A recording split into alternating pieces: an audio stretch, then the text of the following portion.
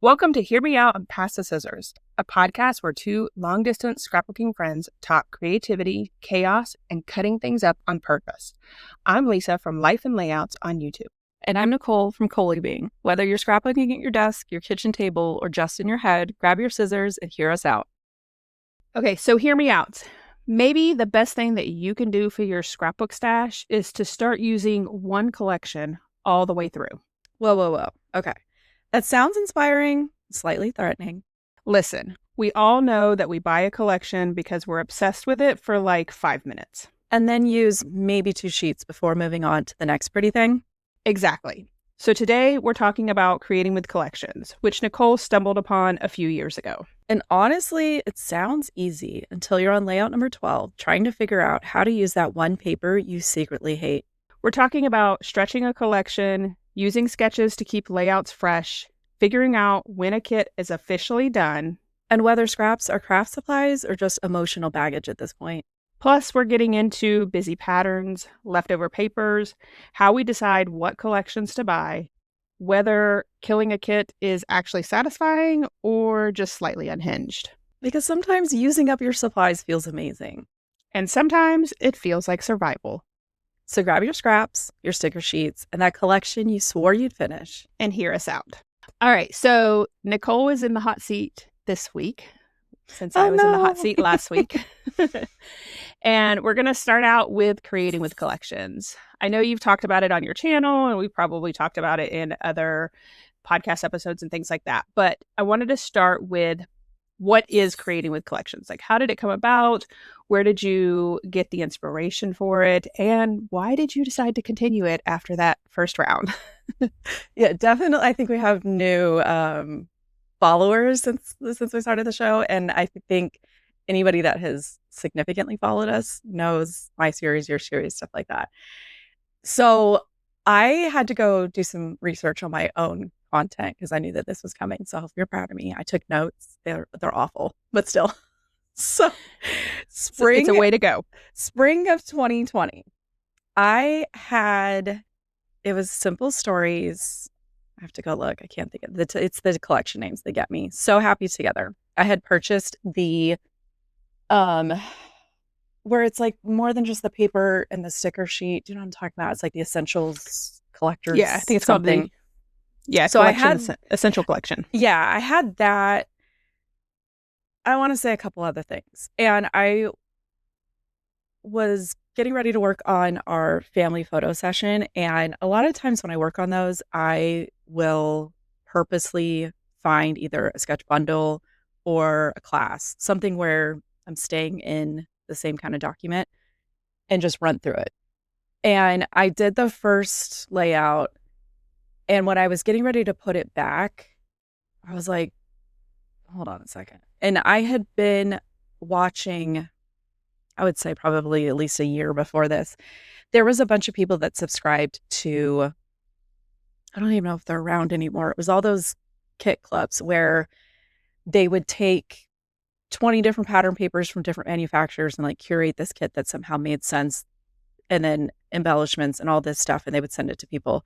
And there was a couple people who would use those kits, and I mean they would use them like down to nothing, and it was the most satisfying experience as a viewer.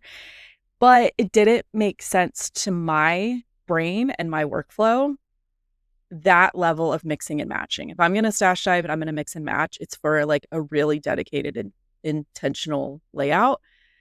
And I was like, okay, how can I experience the satisfaction in a way that makes sense to me? And so when I was getting ready to put that collection away, I was like, what if I just kept going? Like, I know from the industry standpoint of anything, you're kind of driven to buy. And I was like, how many layouts could a person potentially get out of a collection like this? And then I was like, let me see how this works. And it worked well. It worked well.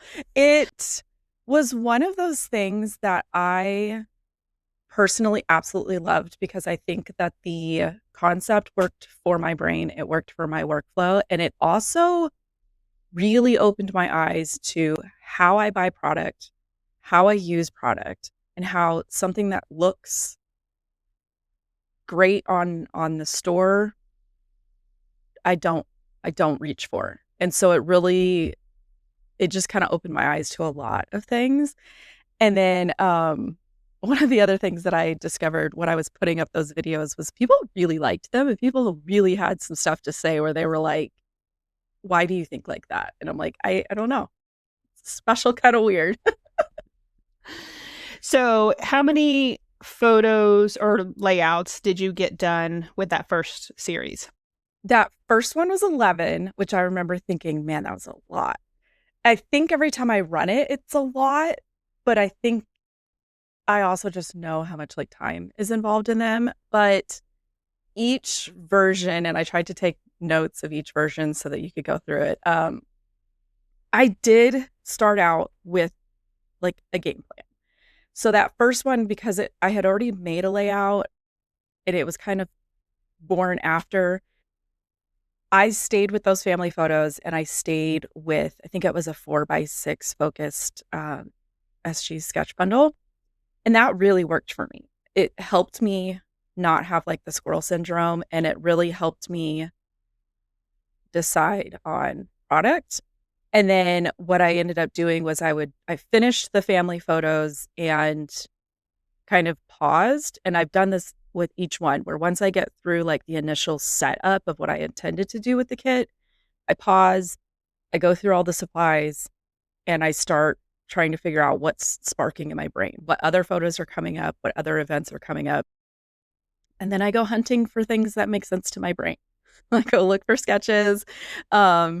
Sometimes it's product driven at that point, because now I'm looking and I'm like, okay, well, I haven't used that, but I still like it. So how can I use that? And it just kind of takes off from there.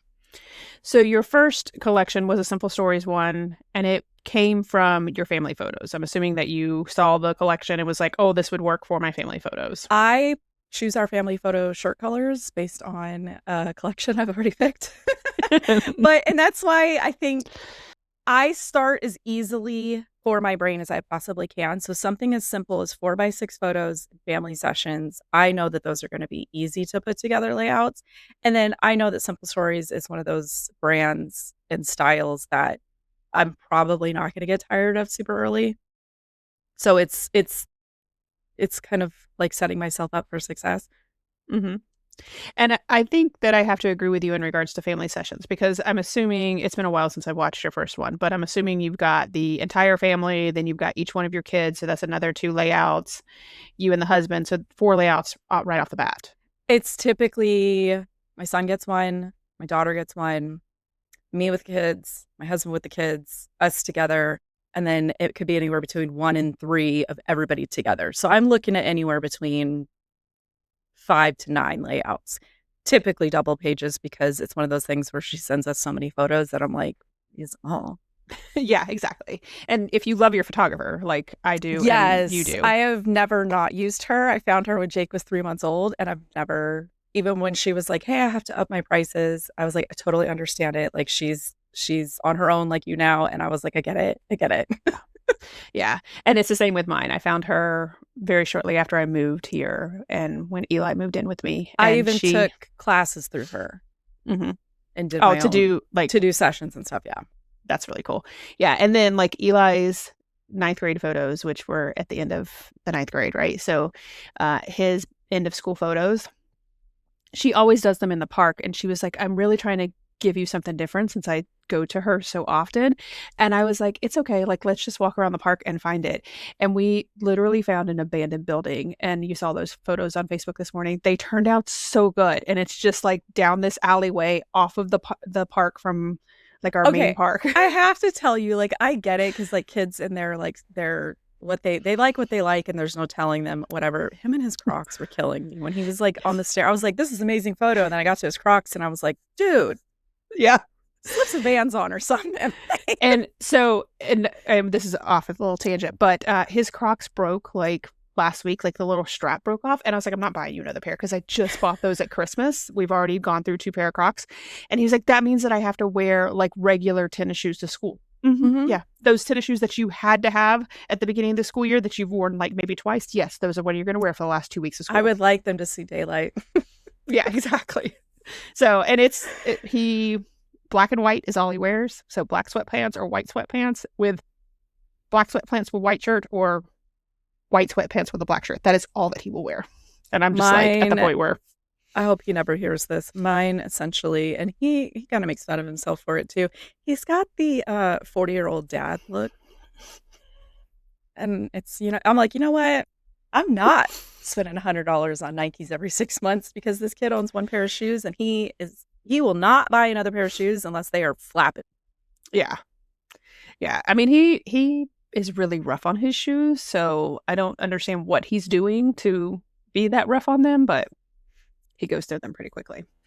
All right. So yeah, that was version 1. I'm real scared about version 2. Version 2 has some PTSD involved in it. So version 2, I think, is where I fell in love with creating with collections for you. Do you have the year? So April 2020. So I'm assuming that it was like in the midst of COVID. 3 months later. Yeah. I was like, let's do it again. Oh, so you did it in January. Oh, I see. Yeah. Your date. So January 2020, you knocked out 11 layouts with the simple stories, and you were like, let's knock it out. That was pretty good. Yeah. And I'm assuming that you probably had that mindset because of what was going on in April of 2020. You're like, I'm here at the house. We got nothing going on. Like, that didn't play into it at all? I mean, maybe. Honestly, I think it was one of those things where I was like, okay, that works. That works well.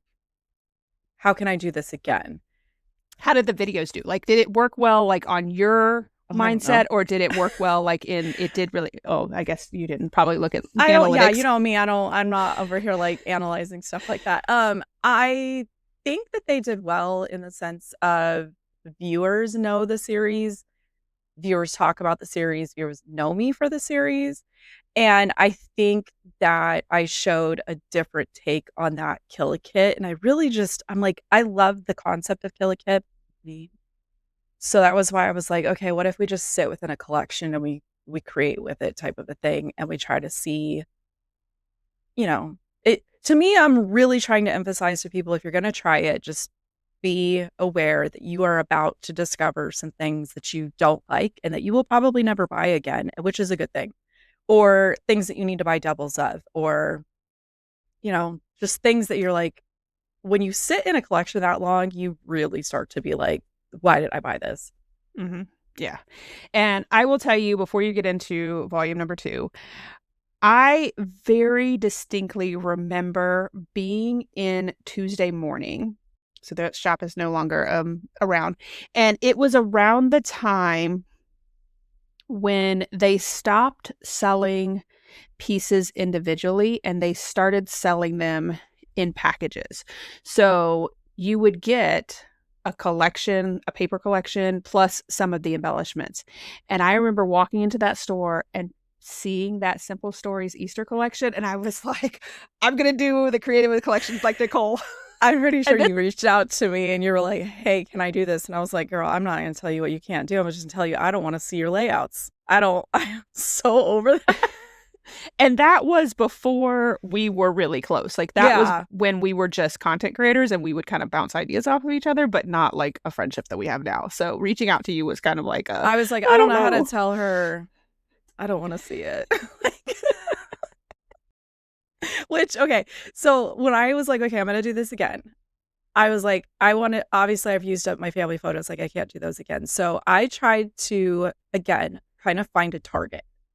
And I was like, I don't have very many Easter layouts. I don't know why I've avoided that holiday. Like I wrote down every Easter and like, why is Easter like a rotating date? Can we put it on the same month? It's not even the same month every year. That was what really got me. I listed out all of the Easters that I didn't have a layout for. Like planned out, this one's going to get 2 layouts. This one's going to get I planned it out and I was like, okay, there's like 12 at least. Let me do like a dedicated one. And it was because Simple Stories had released Hip Hop Hooray. Don't get me wrong. It is cute. It is cuteness overload. Them little bunnies with the floral like headbands. Chef's kiss. I got 17 layouts out of that one.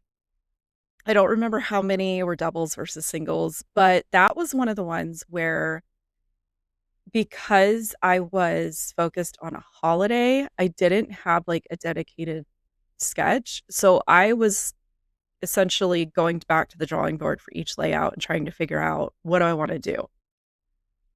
Sometimes that's harder, sometimes that's less fun. I'm very mood driven. It worked for me. That one was one of those ones where I think I tend to start with those big like swaths of paper, and I tend to use up, it's like I go paper heavy, embellishment light, or I go tiny pieces of paper, all of the embellishments. It's going to take me a week to get it through. There's not really a medium for me, but I was doing stuff on that one that I was like, this is fun. This is great. I want to say maybe around the 10, 11 layout mark was when I was like, I'm tired. I'm tired. But I was like, okay, it's usually about that halfway point where, and like when we get to 4, this is going to come up again where I had to tell somebody, I was like, it's that halfway mark that I'm starting to learn where your personal style, your personal taste, the things that you enjoy about making a layout really start to come out. I was die cutting, and I think one of the ones that you told me you were specifically drawn to, I had taken sentiment strip dies, die cut a bunch of patterns, and then essentially made like a brick wall pattern and like made pattern paper. And you were like, you're crazy for that, but I love it. And I was like, yeah, it worked. I was die cutting like bunnies from Spellbinder stuff and really like looking at paper differently. You know, you're staring at a pile of paper and you're staring at a pile of the embellishments, which, do you remember what I had in that one? Besides the sticker sheet, did I have die cuts? I want to say that you had I think you got the essential kit again. So you would have gotten like a chipboard and one of the die cut sheets or packs. And probably the brads. I feel like you had the brads because that bunny with the brad in his head always catches me because like he had the flowers and the brad was like right there in the middle of his head. Yeah. I think that was on one of your layouts. Okay. Because that changes up every time too, is I think back to the previous one and I try to ask myself, what did I buy that I didn't use? Because I don't need it. Like, you don't have to shop in the collection kit. You don't have to buy those essential kits. You could literally pick a collection that you like and cherry pick from the papers and cherry pick from the embellishments and still have that quote unquote collection and kind of run it the same way. But I don't know what it was about that Easter one. It was just like, it was like sitting at a buffet and you're still eating and you're just like, I'm tired. I don't want to be here anymore. I'm not hungry. I don't want it. And I remember getting to the last one, which I don't understand, but the last one really did something. That was the tag one, right? Yes. I looked at everything I had left and I was like, I'm done after this. This is going to be a double. I'm done. So essentially, I need to throw everything I can at this layout. How much can I possibly fit on here? But I think the sketch I had used, it had like a wallpaper of photos in the middle. So I really only had the up and the top and the bottom, which, okay, great. I can scene build on that. I don't have anything left to make a scene. So I'm like, what do I do? And so that's when I shopped my room. I started digging and looking for things. I had these essential tag dies from scrapbook.com that I think I had recently purchased. And I was like, yeah, let's go with this. I die cut a whole bunch of tags, big tags, little tags, medium tags. I think I even still had some cut apart tags that might have been in there and some die cut, like tags from the die cut pack. And I essentially wallpapered those open areas with tags and then tucked anything and everything I could on that. I remember at that point being like, this is weird. You've gone too far. This is, now you're making leftovers out of stuff that doesn't make sense. But hey, we're done after this. I posted that and people were like, this is the best thing ever. And I'm like, the garbage at the end is what y'all liked. Even, I think you messaged me on that one. I think you might have scraplifted that one. I don't remember, but I was like, all the other ones, nobody was okay. They were okay. That one did something for people. Yeah. And I feel like it's one of those things where while you were at the end of that collection and you were over it, but it was a way to showcase how much of a layout you can get with a ton of things on it without a ton of things in your collection. Does that make sense? So like you could pull from anything. You could pull from a ton of scraps and make You're gonna have to pop up photos of like layouts that were made during this, because I think there's people that are new. Like there was one girl that she left me like a really good question, but I was like, me thinketh you are confused. I was like, I think you're talking month in review. We're talking creative collections. And I was like, if she's never experienced that series, then she has no idea. And I didn't want to be like, hey, go down this journey, unless you want to. Because we've got in Volume 1, you've got 11 episodes. In Volume 2, you've got 17 episodes. So that's a lot in just 2. And you have a total of 4 completed series. Well, more, because in Volume 1, I did like a halfway recap where I showed the layouts, I showed what was left of my kit, and then kind of explained my game plan moving forward. With Volume 2, because I was prepared for it, I did a collection like reveal, like let's look at what I bought. I haven't cut into anything, and then shared what my plan was. And then I don't remember if I did 1 or 2 recaps. And then I always did at the end where I showed all the layouts and I showed what was left.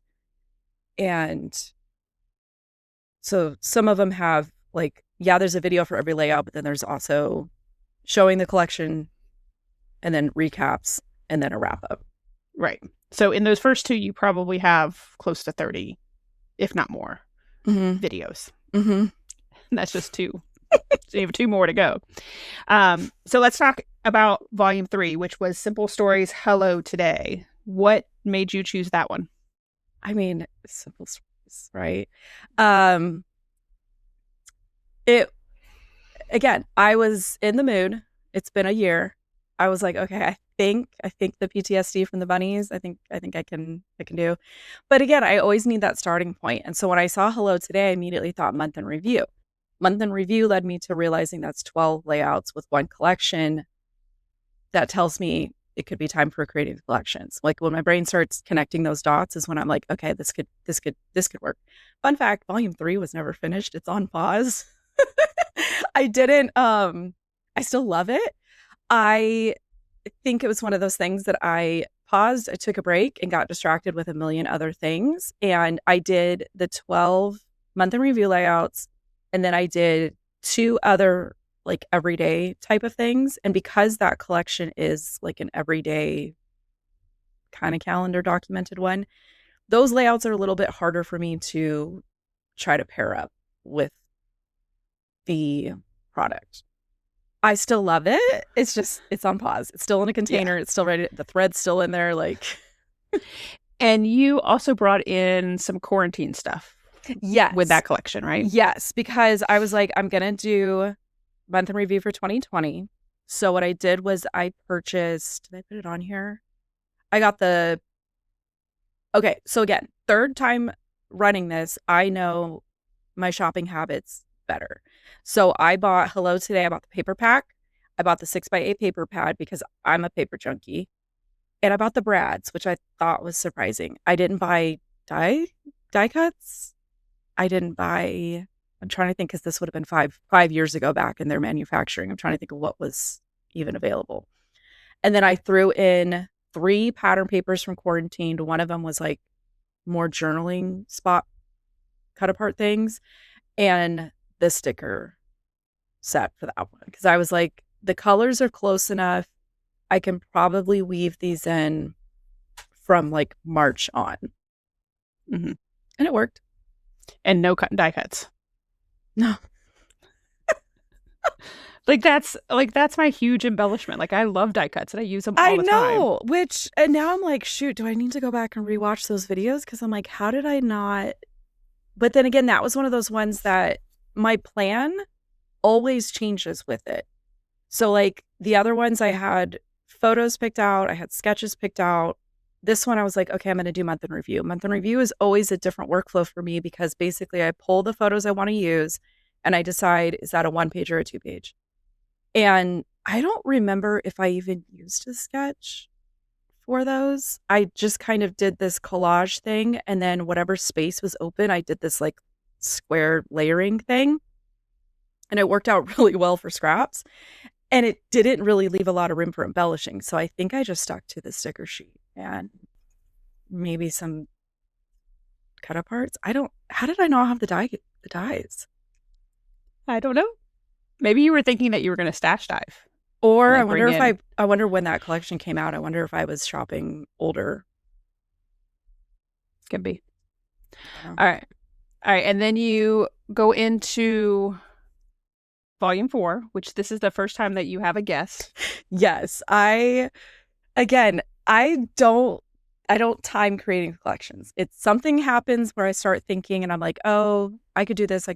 And then when enough things are like, I don't know, probably more than 3, I would be like, hey, I wonder if I could do a creative collections of this. And I think it was during 3 that Sarah Scraps, she may have left a comment. I don't know if she messaged me, but she was like, if you ever do this again, tell me. And I was like, that could be fun to make a friend suffer through this because you learn a lot about yourself. And Coco Vanilla was releasing Storyteller, which is very simple stories coded. Like they are very similar design-wise, color-wise. And was that when Tracy Reed designed? I don't remember. Anyways, it was on my radar. I had never purchased Coco Vanilla. I was very salty that I missed out on, what was the boy one, Legendary? I missed it. So I did a pre-order and I told Sarah, I was like, hey, if you want to run it with me, but you got to go at my speed, like, which that can derail a lot of people. And she was like, absolutely. And I remember watching her kit reveal and realizing that we had shopped almost identical items, except I had accidentally duplicated stickers, which is like, I don't like them that much. And I somehow bought 2. And she bought 2 packs of florals and wished that she had bought double stickers. And I was like, I needed those florals by like layout 3.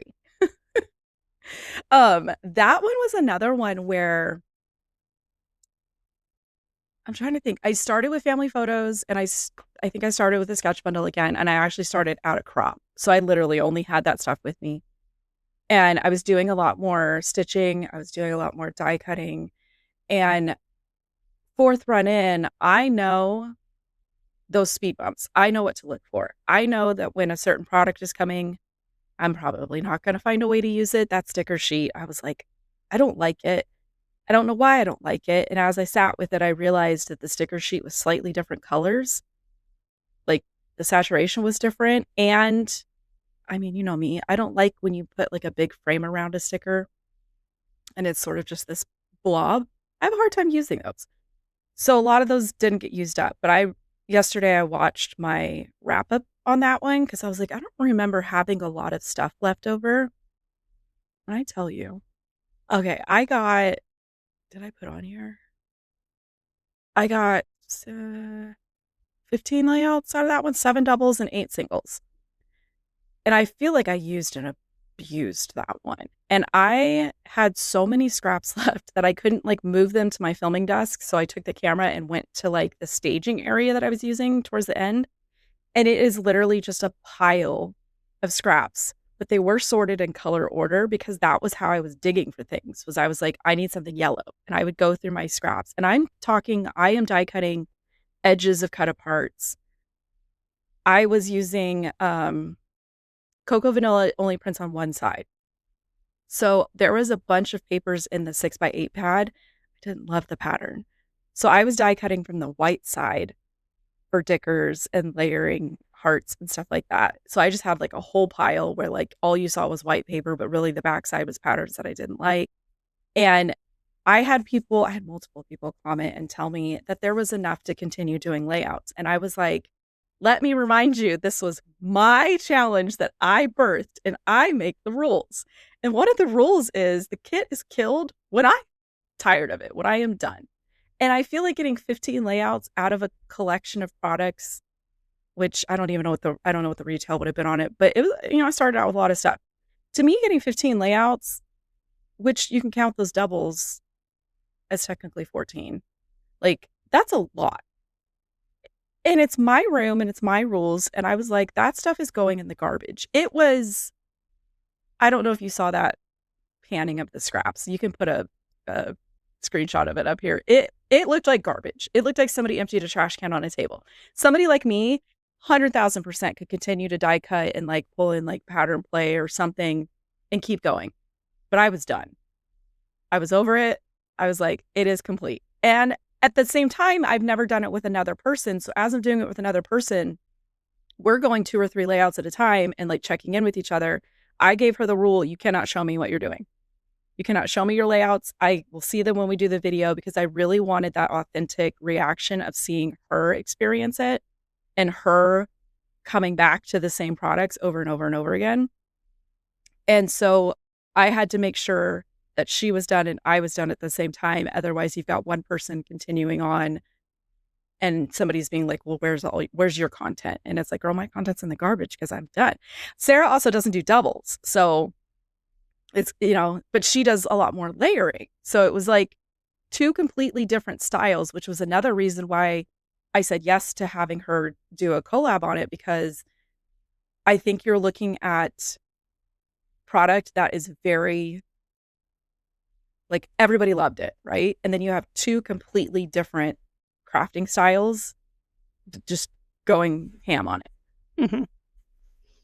Yeah. And I think it's one of those that when you are seeing like Sarah's versus yours with very different styles, right?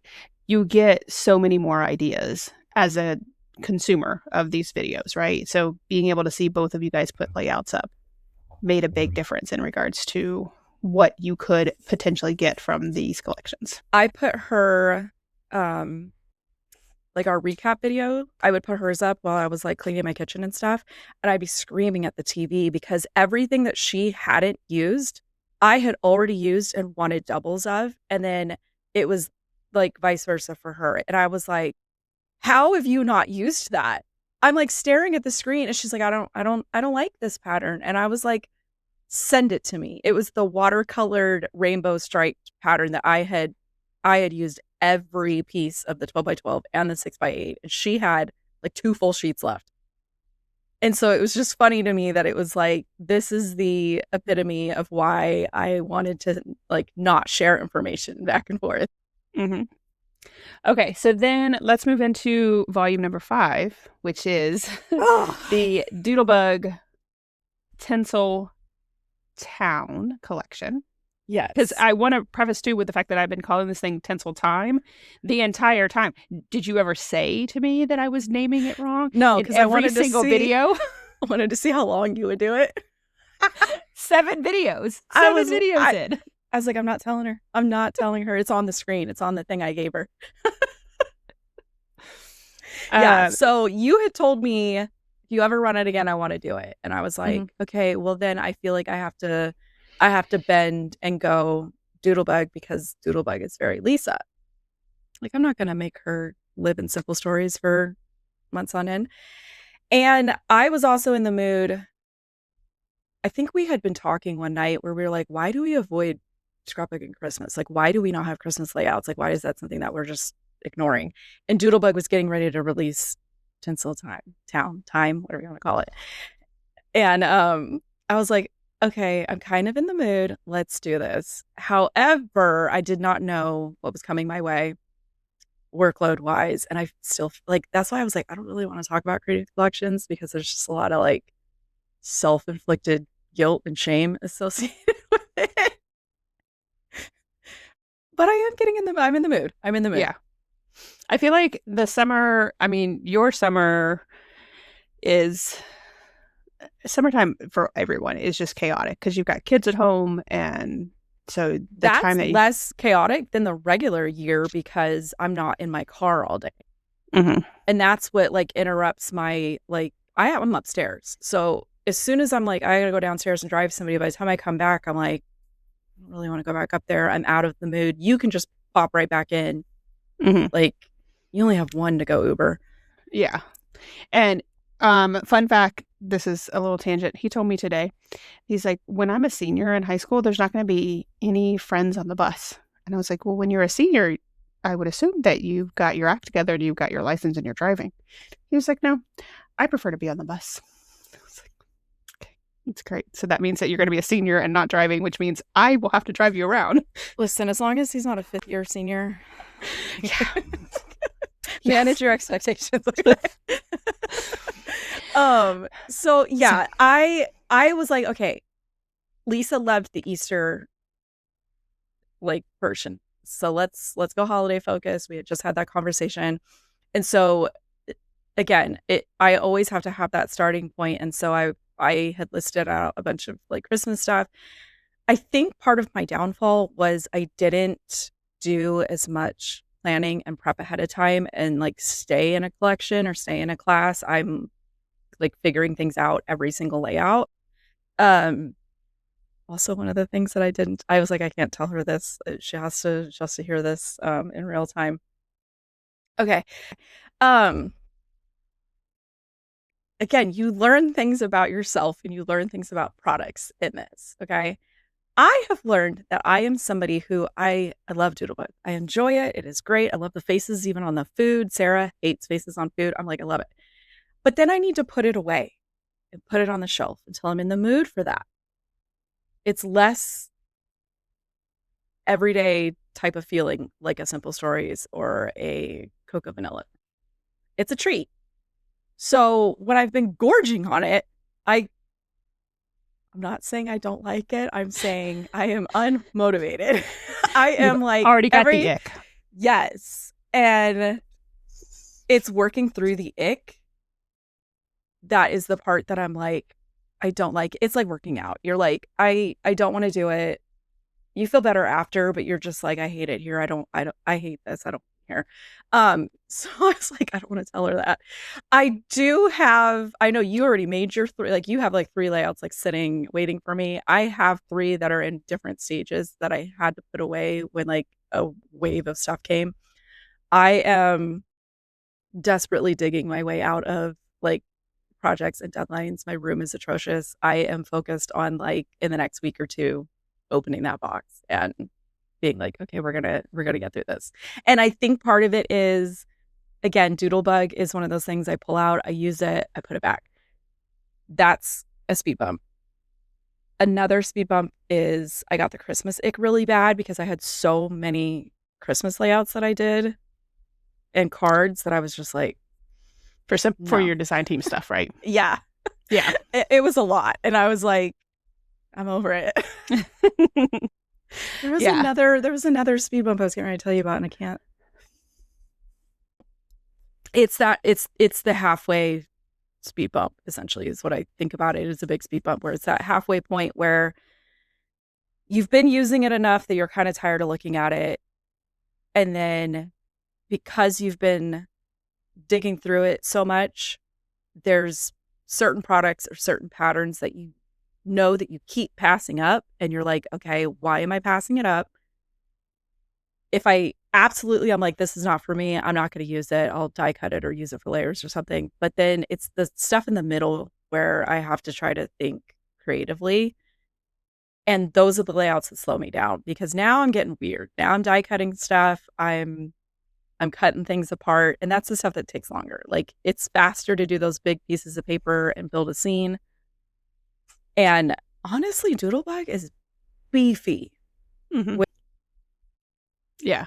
And I think that's one of the reasons that I love them so much because while I've never done a Creating with collections before, I have done collections, especially Doodlebug, where I've gotten 12, 13, 14 layouts done out of a collection. It wasn't my intention to do like to kill the kid or anything like that. It was just, I love this collection so much and I have it all and it's so beefy that I can get a ton of layouts with it.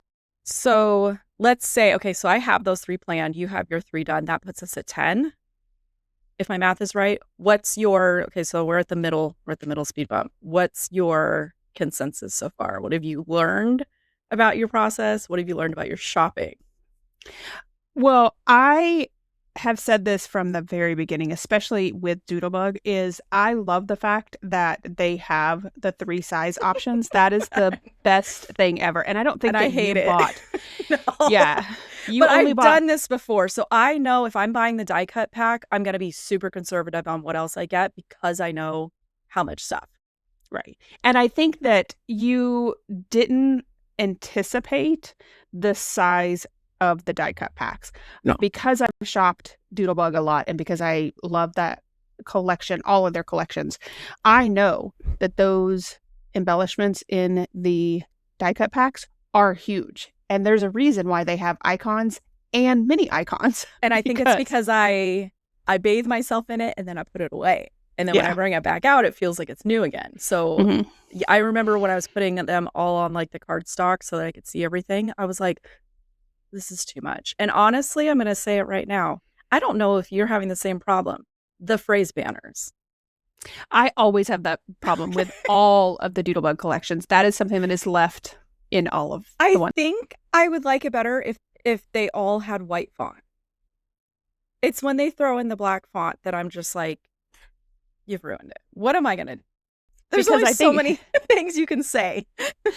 I think that they try to tailor to both scrapbookers and card makers. So there are some on there that is like, I would never use this because it is focused on a card. And I'm trying real hard not to cheat and just start making cards because I feel like it's a little cheap.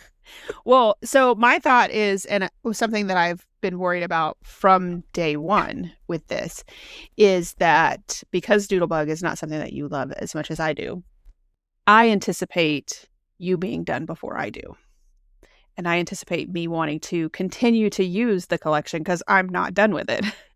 When you're like, I can't make any more. You said that, and then I had to remind myself. I was like, I think she's forgetting my ability to take a repeating die cut the smallest things, and add some white cardstock and make an entire layout. Well, not that you are out of supplies. I don't think that's going to happen. I think it's more going to be, I'm done with this because I hate it now and don't want to be in it anymore. Where I'm like, I have 5 more layouts that I have in my mind right now. So that kind of goes back to the whole speed thing that I was dealing with Sarah, where I was like, okay, we need to make sure that we're like kind of finishing around the same level. I don't remember if we had the same amount of videos or not. Now I'm questioning that. But the entire time, like especially when we first started, I was going with the thought of, you tend to do doubles and I will do a single if I can get away with it. So that right there is already doubling at least papers for you. So I think we'll be okay. It'll just be me suffering through where I'm like, I'm tired. It's, you know what it is? It's the boots. Santa in his freaking boots. I'm like, I absolutely hate this. I love those boots. I think they're like, I think I've used. When you get into the questions, I'll probably be able to explain this better. Is something that I've learned throughout all this is mix in the things that I don't enjoy with the things that I love. Don't use up the things that I love right away. Be sparing with that. Try to stretch those as far as I possibly can. So things like the boot, I will tuck into a scene somewhere where I'm like, it's going to fill a hole, but I'm going to put the thing I love in front of it. So it's just techniques to get by where I'm like, you know, how can we do this? All right, so let's jump into some of those collections. On the Google sheet, there was somebody who did not want to be named, so I'm not going to put her name out there. But she said, how do you know for sure that the collection you buy will have enough of the paper to create your layouts? So when we're doing creating with collections, how do we figure out what you are going to use and what you're not going to use? And the first time, obviously, you're not going to know. But has there been anything that you're like, absolutely, I'm going to buy doubles up, or I'm going to, make sure that I get a ton of that? Yeah, it definitely goes back to know your style. So like if I had thought about it, I would have gone and bought duplicates of some of those pattern papers that I've completely used up from Tinsel Time. Town. Now you have me questioning myself. Is it Town? Town. It's Tinsel Town, yeah. You sure?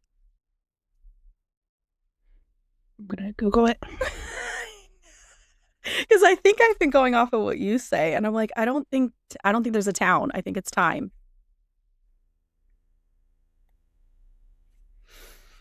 It is Tinsel Time.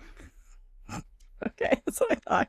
Okay, so anyways, I know papers. Okay, so like Cocoa Vanilla, I should have bought extra of that rainbow watercolor paper, because if I double up on the things that I know, like wood grains, there's usually one or two patterns in a collection where I'm like, ooh, this is going to be rough because I'm going to have to strategically stretch this across the whole series so that I enjoy it, mix it in with the stuff that I enjoy less.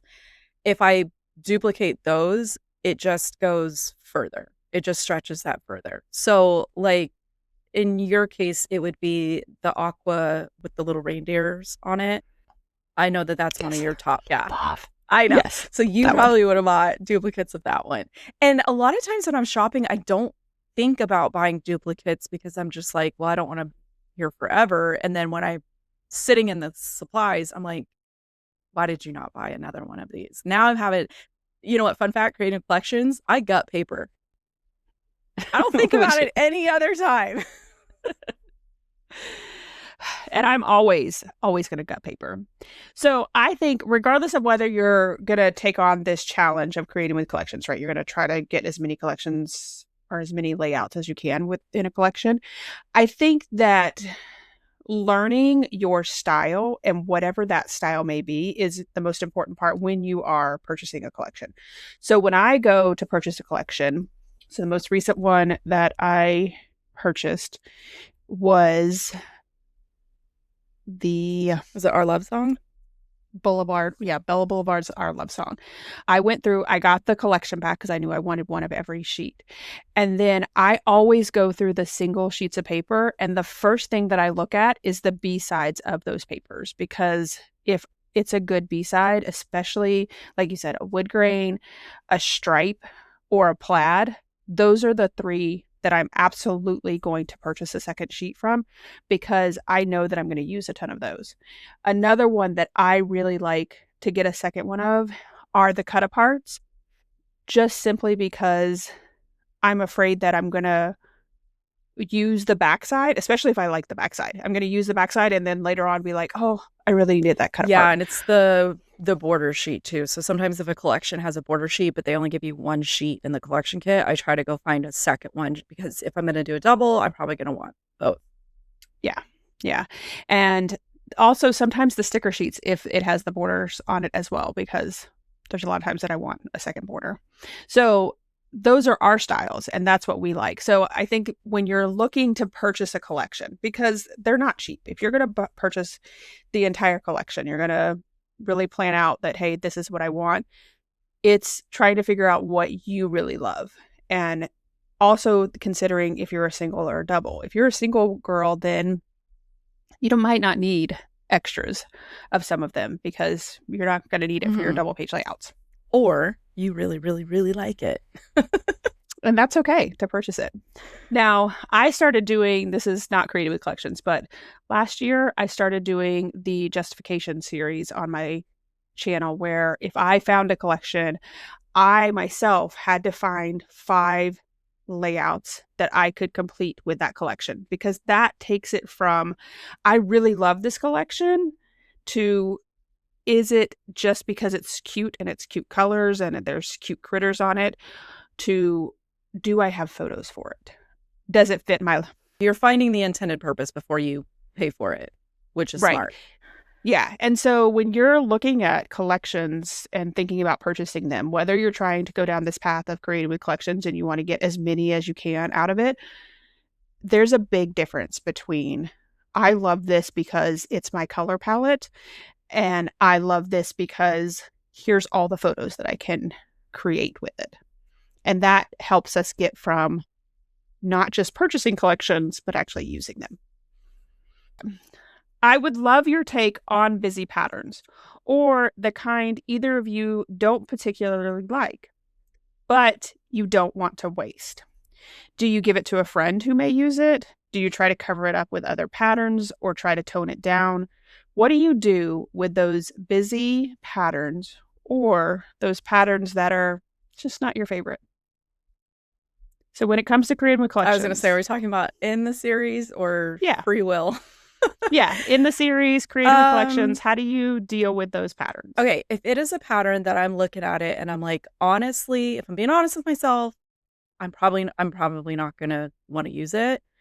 I will do the thing where you use the whole sheet as the background and then like bring in like a layer. Not one I can show just you. like a 1-inch border around the sides, and or half normally inch. I would gut it, right? I'm like, I'm not gonna gut it. And especially if there will be a couple times where both sides, I'm like, you couldn't put these on separate sheets. And then there's also on the other end of the spectrum, you have a piece of paper where both sides are beautiful, and it's like, yeah, I'm like, switch those up. I'm over here cutting the baby in half. Like, I don't like this. Yeah, so I will either use it as a whole base, or I try to kind of ignore it. And let's say I pick a sketch, and let's say that sketch, like one of the ones I really like for creating the collections because it works really good for scraps are those ones where whether it's vertical or horizontal, you have all those like messy stacked strips with like the banner ends. I will tuck them in there. I'll cut like those will be like the chunkier ones and I'll tuck it in. And honestly, those are the ones that I'm kind of using for the multicolor aspect to then mix in like the B-sides and the more subtle. I'm also trying really hard not to talk with my hands because I've been getting comments from people. Which I find is just ridiculous that people have those. I can't see them. So yeah.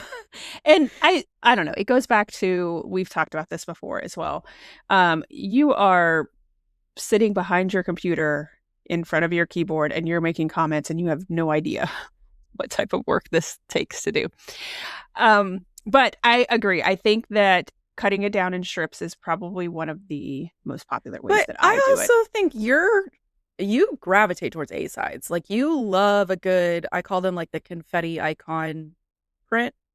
Like you did, I don't think I've used the papers yet. And I watched your video where you did, it was like aqua and red color focus. And it was that reindeer paper. And I was looking at it and I was like, okay, this is giving me ideas. Because both of those things I had been avoiding.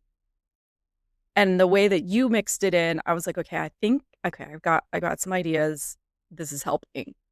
And I do think that you were a little irritated with me at the beginning when I said, okay, but one of the rules is we don't show each other our layouts, not even in process, because I feel like it not muddies the water, but do you know what I mean? I don't want to be influenced by you, and I don't want to influence you to change what you're doing. I want you to experience it, your flow, your style, and you have to learn your speed bumps. My speed bumps are not your speed bumps.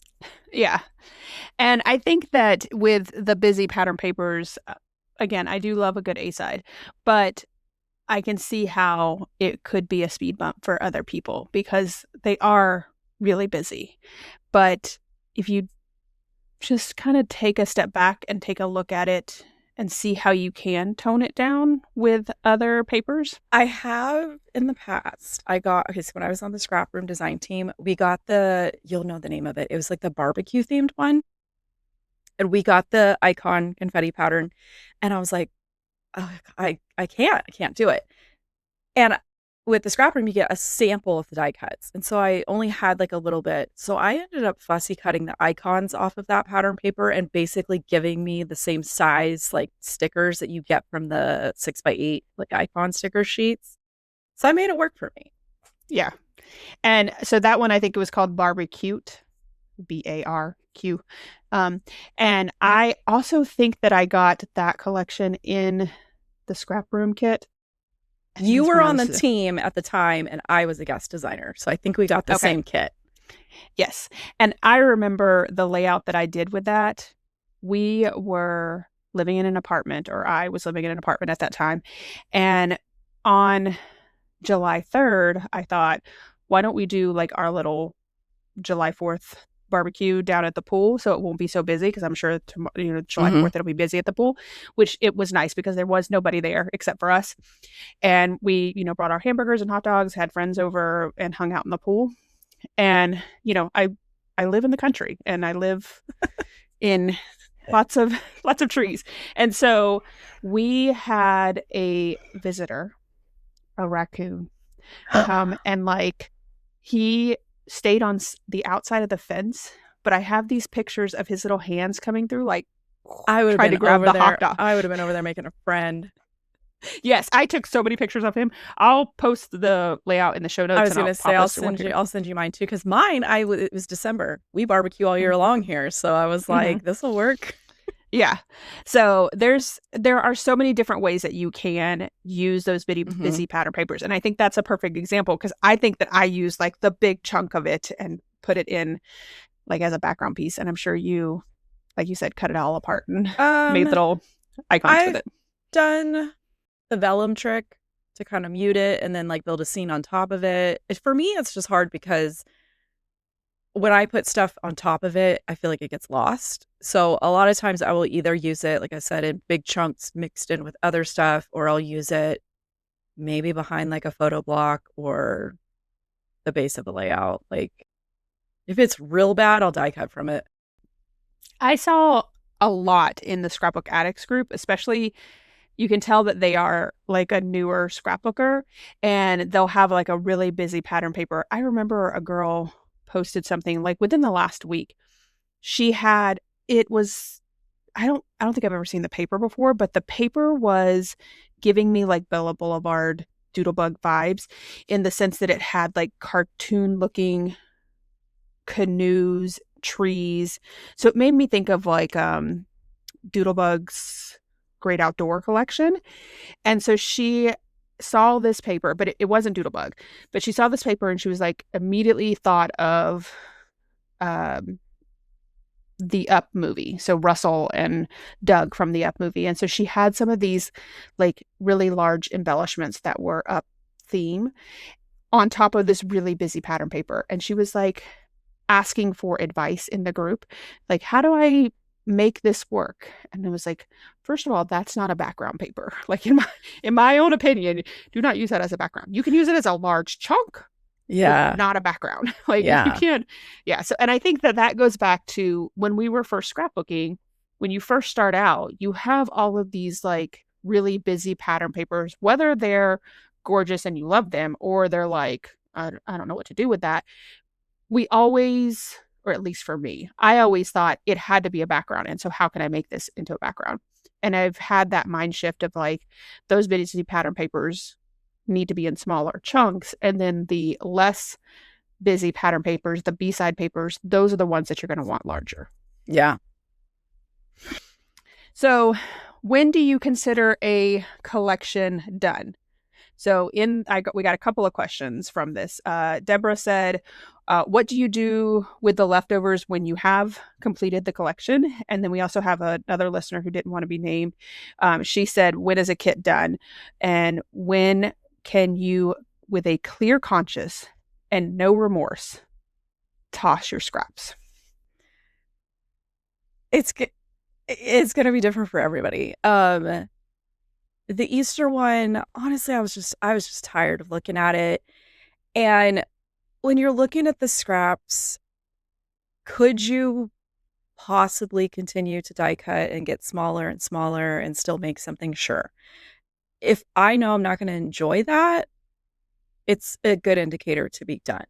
So a lot of times what I will do is I will go through, and if I still have pieces of my like absolute favorites, so like the wood grains, those B-sides, I keep them, I mean, super small pieces. I just have like a drawer that I keep that stuff in, and that's what I cut like tiny hearts from and stuff.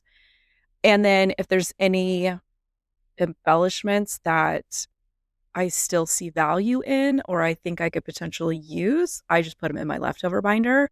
Everything else, guilt-free, goes into the trash can, because to me, I've used it. I got my money's worth out of it.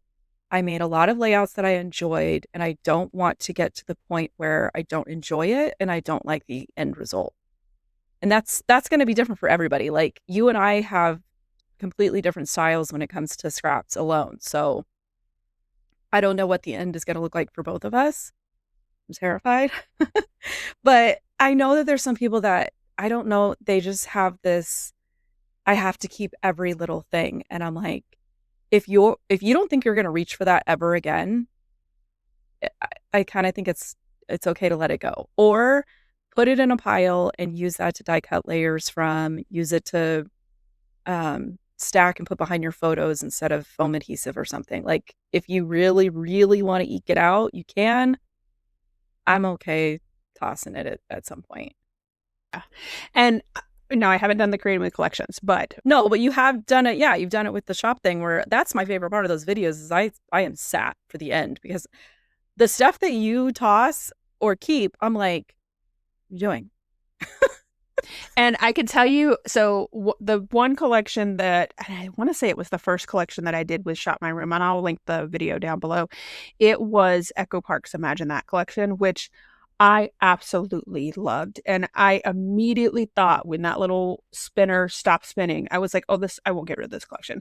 And when I sat down with it, I was like, that's not true. And now, several months later, I just posted a layout today. No, it wasn't the one today. It was my month in review, so it'll come up at the end of the month, where I used a little tiny airplane that I know that came from that collection.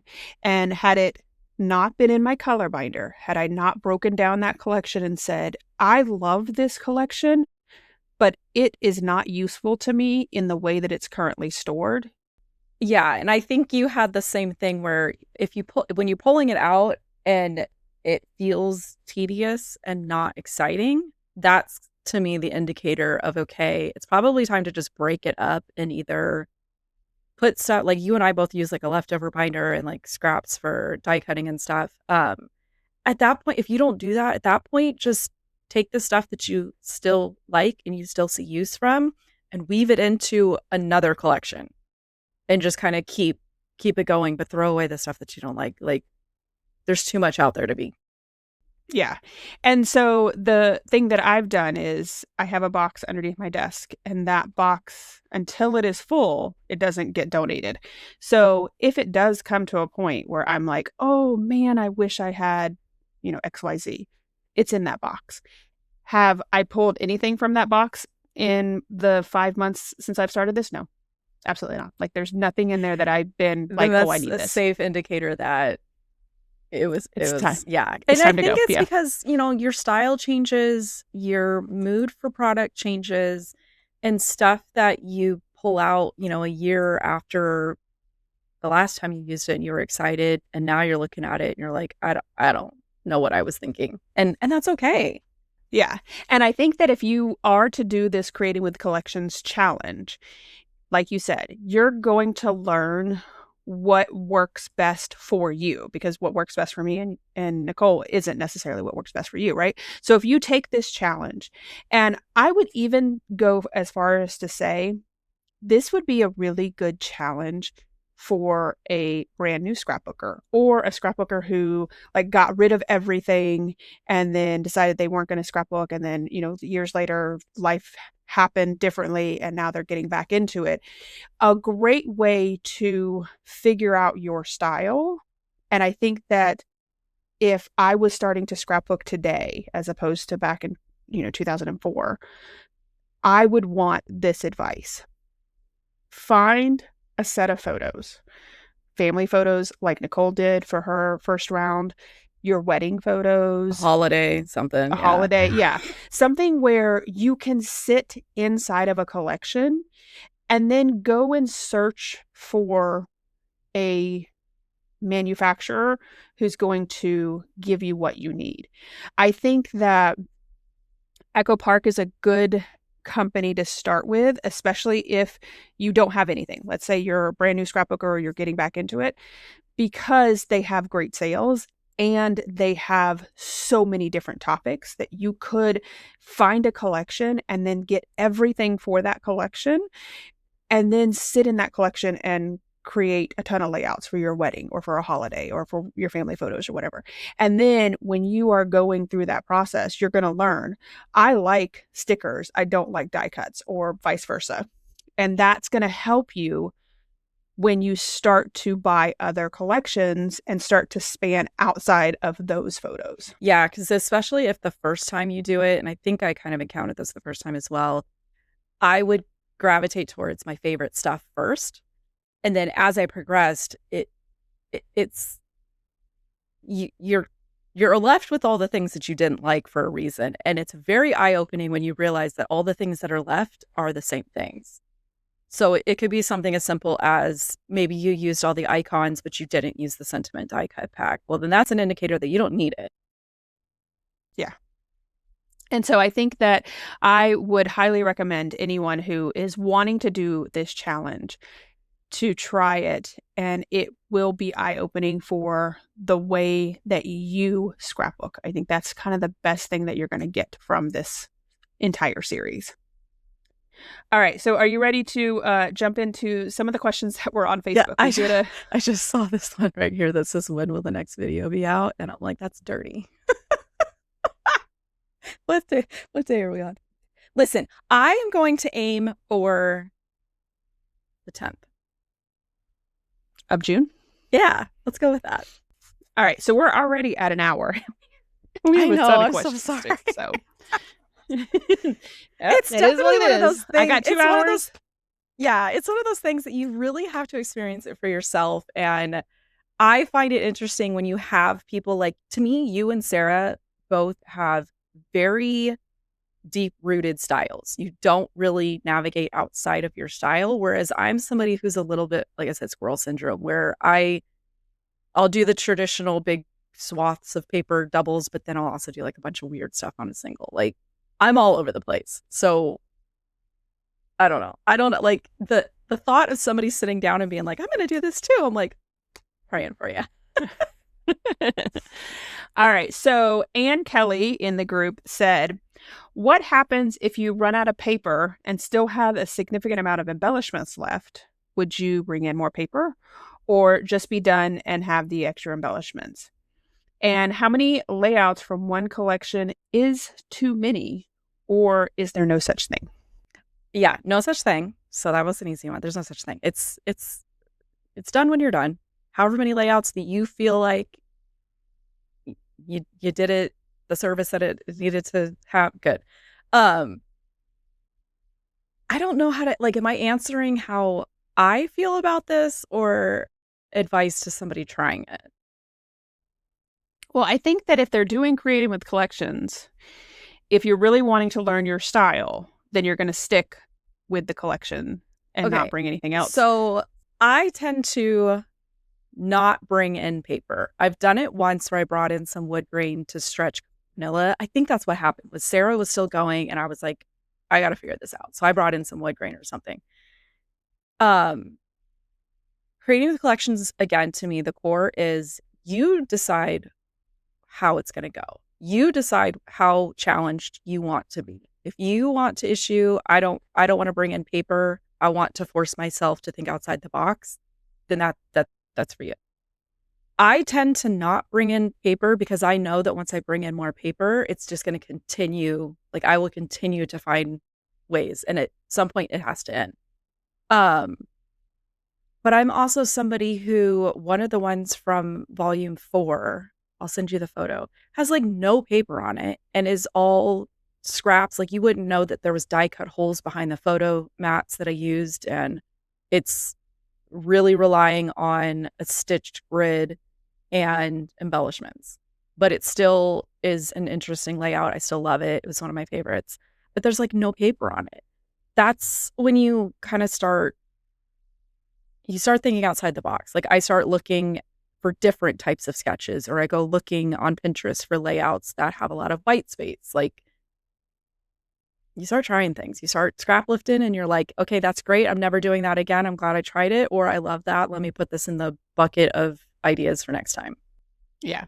And I think, so you got 2 options here, right? So if you're going down the path of truly just staying within the collection, you're probably going to get some really amazing creative layouts that you wouldn't have thought of before.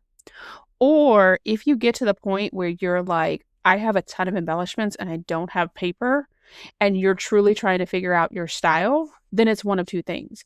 When you're purchasing items, you need to think about what additional papers you want to purchase for that collection. Or do you need all those embellishments, right? Which, that's the other thing, is I don't limit myself on cardstock. I'm allowed to bring in as much white base cardstock as I can. I'm okay with that. Another solution to like her specific question, if I'm at the end of something like that, I'm going to do something like that tag layout or a giant scene. I'm going to use up as many embellishments as I possibly can on some plain white cardstock, fill it with photos, and call it good. And so I feel like it goes back to what you want. You do you, right? So taking this challenge as how you want to handle it and going from there and figuring out what works best for you. All right. So Lisa Kelly said, do you ladies only create with collections? Do you find that it makes it more efficient? It seems like content creators usually do this. Every scrapbooker who maybe doesn't have a budget or the luxury of buying the entire collection always has to stash dive or bring layouts together with a million different bits and bobs to bring the layout together. Would love to hear your thoughts on this, and also great to see more videos like this. So I do only scrapbooking collections. I have started to expand out a little bit, but she's in the shallow end. Yes, very, very shallow. But I do prefer, and here's why. And I think that we've talked about this before in other podcasts. And you, the grad video, I just watched it this morning. You were talking about it in there too. Yes. So I need people to understand there are two types of people in this world. There are super creative people, and then there are very analytical people. I am a very analytical person, hence the spreadsheet and all of my planning and organization and everything like that. I want to be creative, but I don't have a creative bone in my body in the sense of like going over there to all of that stuff and being like, I'm going to pull this sheet of paper and this sheet of paper and this sheet of paper and it's going to look good. That is absolutely not something that I can do. There are people who are paid a lot of money to curate a collection, and I'm just going to use that. You're going to trust it. Yeah. So I have the ability to be creative without having to create new things, in the sense like I can sit down and follow a sketch and I can make things pretty. But if you truly have followed my channel from day one, everything that I do is very analytical. All of my layouts are very analytical. I follow the sketch usually pretty closely. It's very linear in my brain. And so I'm able to be creative because I have the support of other people doing things for me. So I know that there are people out there who are extremely creative and can pull out a kit. I watch those videos where they're like, I'm going to, create a kit for this month and this is what I'm going to work in. And they pull from all these other collections. And I was like, that's a beautiful thing. I can never do it. I can only do it for a layout. And then everything goes back to where I pulled it from. I don't do like the self-curated kit thing. Yeah. And so for those people who, like Lisa Kelly says, doesn't have the budget or the luxury of being able to buy the entire collection, if you were to do a creating with collections type challenge for yourself, then you're going to learn what works for you. And then you don't have to buy the entire collection. If you realize that you only need 3 sheets of paper and some embellishments, then you're not what I would consider wasting money. Because if you buy the entire collection and you're only getting 1 or 2 layouts out of that collection, that's not worth the amount of money. I feel like you're better off getting like either the 12 by 12 sticker sheet or a die cut pack, couple sheets of paper, and then pull B-sides or colored cardstock from your stash and like do like a junior version. Right. Yeah. Because you could absolutely, if you love a collection and you're like, oh, I can't afford that collection. Yeah. I will say the embellishments. Yeah. I will say, I think working within a collection 100% is more efficient because like you said, you're not going and like constantly looking for stuff. I love mixing stuff and stash diving. I'm just in a space right now where I'm being sent collections and then being assigned a collection. So like you're seeing now on Bello where you get assigned a collection, and sometimes there will be an added challenge of like use the creative cuts or use the clear cuts or use a Bella pop, but not mixing between lines. So I'm kind of hemmed in a little bit right there, but I am somebody who I don't have a problem going and being like, I'm going to create a layout about buying my car. I'm not going to use a car themed layout. I'm going to pull some of my mind's eye paper. I'm going to pull some random stuff out of my leftover binder. Like, I'm going to make it work. And I did.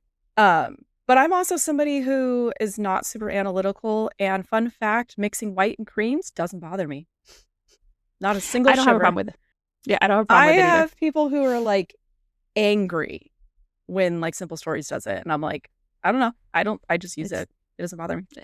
Which I find it interesting because I very distinctly remember when I was in college, I got a job and we had to wear white polo tops and khaki shorts, or like khaki pants, khaki bottoms.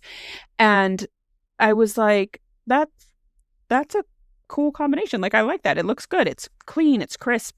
And then when I heard you don't mix white and cream, I was like, does like the rest of the world know that? Because white and khaki is a pretty popular color combination.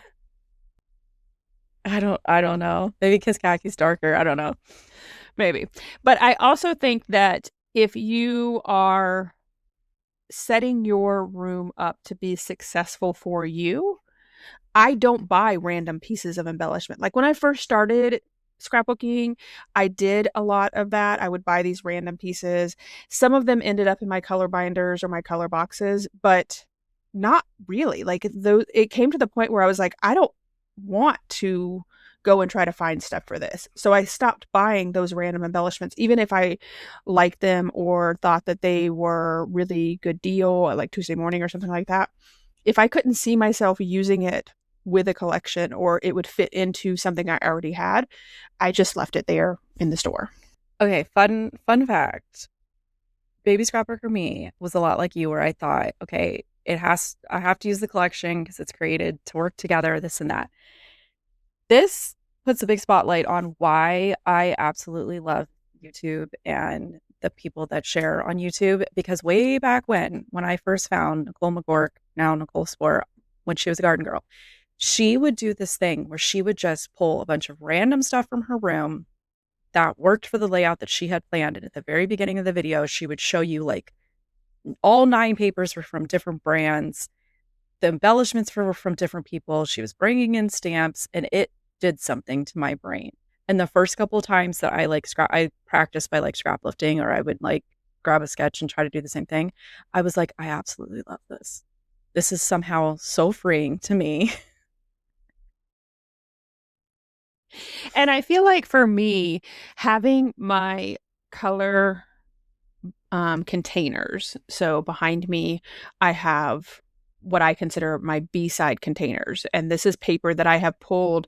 And one side might be super busy, but I'm ignoring that side completely. It's in the blue box because the back side of it has blue stripes on it or whatever.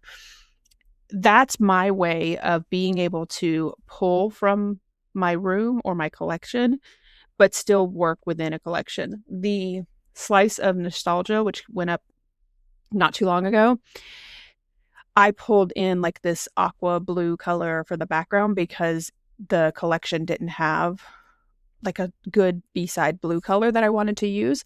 And so I was able to stash dive in a very You kind of do this thing way where the main course is the collection and you start bringing in sides and drinks and dessert from other things in your room. Like you've always had those little like colored embellishment things where you would bring them in at the end. And I remember when you started doing oh gosh, I think it was the one where you were like, is the collection going to stay or go? And I like paused the video I was watching to message you. And I was like, why did you not just go ahead and use these or put these in your leftover binder? And you were like, I never saw them on the sticker sheet. And I'm like, they're right there. Yeah. And it goes back to what you are used to and what you've kind of curated for your own room. So, all right. So Erica says, what happens if, say, you only bought the paper because it was cute and you didn't get the embellishments? how do you decide what should go with it? Do you make a collection kit from things you own or only purchase them that way? I also agree with Anne. How many layouts is too many for a collection? So I have done this in the past on accident where like I bought the 6x6 pad, but I didn't buy anything that matches that. My go-to is fussy cutting from the paper, die cutting from the paper, relying on what I consider generics. So like labels that have colored borders, which means I'm digging through anything and everything. I'm looking at what I consider sister collections that don't have the exact same color palette. But if you're looking at something like Doodlebug, you know that the orange is orange, no matter which one. So I'm okay filling in. In recent years, I'm now aware of digital availability, but a lot of people don't print at home, so that's not necessarily an option. But if I only have the paper, I'm going to look at the paper for embellishment content first. Are there tags that I can cut out? Are there phrases that I can fussy cut and get a title from? Can I fussy cut the tiny little embellishments? And then I also look at layout design a little bit differently because I know that I'm limited on what I have. Mm-hmm. So I just recently did the InSync layout, which was a single page. But that was one of those where I saw that paper and was immediately like, oh my goodness, this is going to work for these photos. And then it's a scrapbooking collection. I think it's from Simple Stories, and I think it's like Create or something like that. But it has all kinds of scrapbooking supplies with it. And that's not going to work, obviously, for my layout. So I went to my dies. The stars, hearts, your basic shapes is what I used on that one. And then for those embellishments, because I don't know that there is any scrapbooking company out there that has InSync stickers, but I went to Etsy and I was able to find like a sticker sheet. I think the stickers were actually made for like water bottles. They weren't actually scrapbooking stickers, but it worked for my layout. So if you have that really pretty pattern paper, like Nicole suggested, but also looking at those very generic dies that you have or punches, looking for sketches. A lot of times, the sketches that are out there, especially like Scrapbook Generation sketches, her embellishment clusters are usually very star themed. And you can put any embellishment there you want, but that might help you realize that, hey, I can die cut from the paper, like you said, see if there's any embellishments from there, or I can bring in a bunch of different stars because she makes stars work for a ton of different layouts. And so using those basic shapes will help you a lot to make just that paper stretch. And then turning to Etsy, because Etsy's always going to be a place where you can find just random stuff that goes with anything. So, and then also I would agree, the digital stuff, I know a lot of people don't want to go down that hybrid path, but it does open up a lot of possibilities, especially for those older collections, like maybe that you missed. I know there was a couple that you were like, oh, I didn't. I was going to say, it was the same one that you did on the InSync one where I was like, why do I think I bought this? And then I was putting something away and I texted you and I said, I figured it out. I bought the 6x6 pad and only the 6x6 pad. So at some point I'm going to get to that and I'm going to have the, okay, what are we doing? Yeah. So, and then I also had, I think it was given or sent to me by mistake when I purchased something. It was a 6x8 pad from Simple Stories. And what I ended up doing, it was still kind of new, but I went and bought those, what are they, perfect pages or page, the ones that like you Simple can get. pages. Simple pages, yeah. I love them. Yes. They're enough embellishments in all different sizes, and they are perfect for just creating. And so even if you were to look at your Simple Stories collection or whatever collection, and it's an older collection, if you go and look at some of those embellishment pieces, you might be able to find something that's going to match close enough that will work with that paper, and getting that will be able to create a full layout with it. All right, so the next one was, have you ever considered making your own collections from leftovers or items bought outside of a collection? A paper you really like or a die cut that you may have. So you have. So tell me about that. I've thought about it, but then it goes back to when I essentially curate a kit to make a single layout, those choices that I'm making are super specific to that story or those photos. So my brain hasn't figured out a method to do it in a longer version, even if it's just to get 5 layouts done. As we were sitting here talking about it, I was thinking the only thing I could possibly come up with would be to do like 5 layouts of my daughter's like cheer competition and that type of stuff, because those would all be the same colors, the same few products that I have, probably some stars, like that type of thing. So I could see it if I had enough photos of the same event style. Possible. Now, I don't, again, going back to what I said before, I don't have the ability to do that. Like in my brain wise, I don't. But I have done it for Eli's soccer paper because there's not really a whole lot of collections out there that is for soccer. Like Simple Stories did a smaller collection at one point. But for whatever reason, sports collections don't always tend to have like full collections.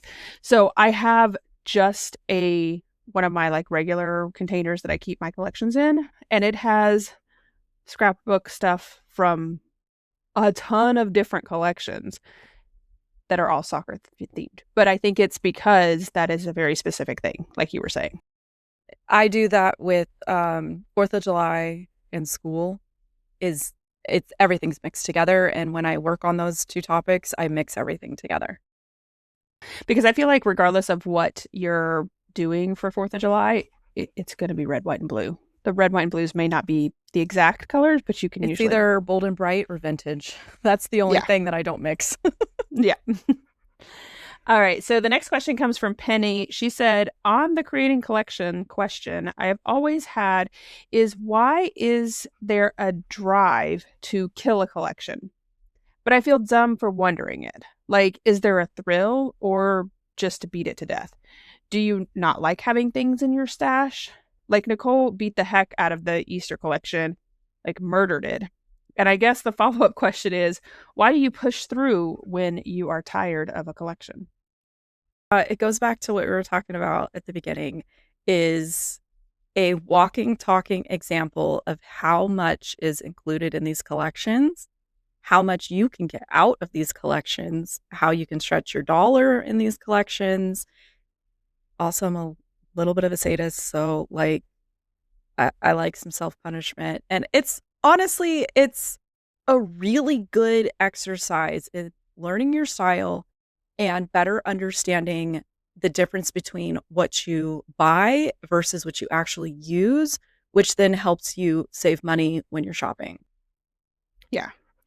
And for me, like I haven't completed the creative collections, but for me, if I love something, I am going to beat it to death because I love it so much. The Doodlebug Easter collection is what comes to mind. I just recently purchased the new, and it's not really new, I think it came out last year, the newer Doodlebug collection.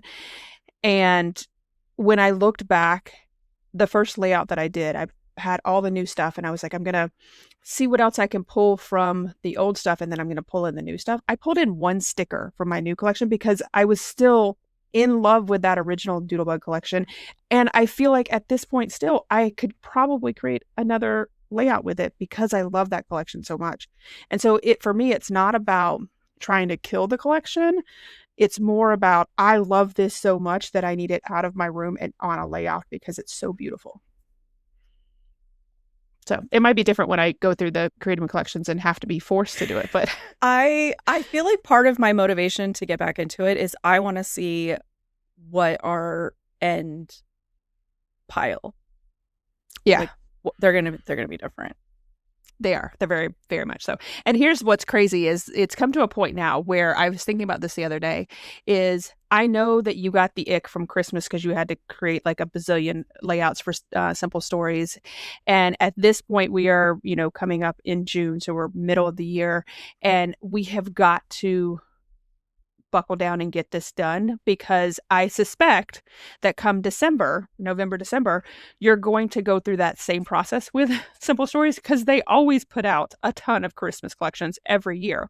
So it's like, we've got to get this done over the summer. But then I'm in the middle of moving. Yeah. So it's like, not good time for me.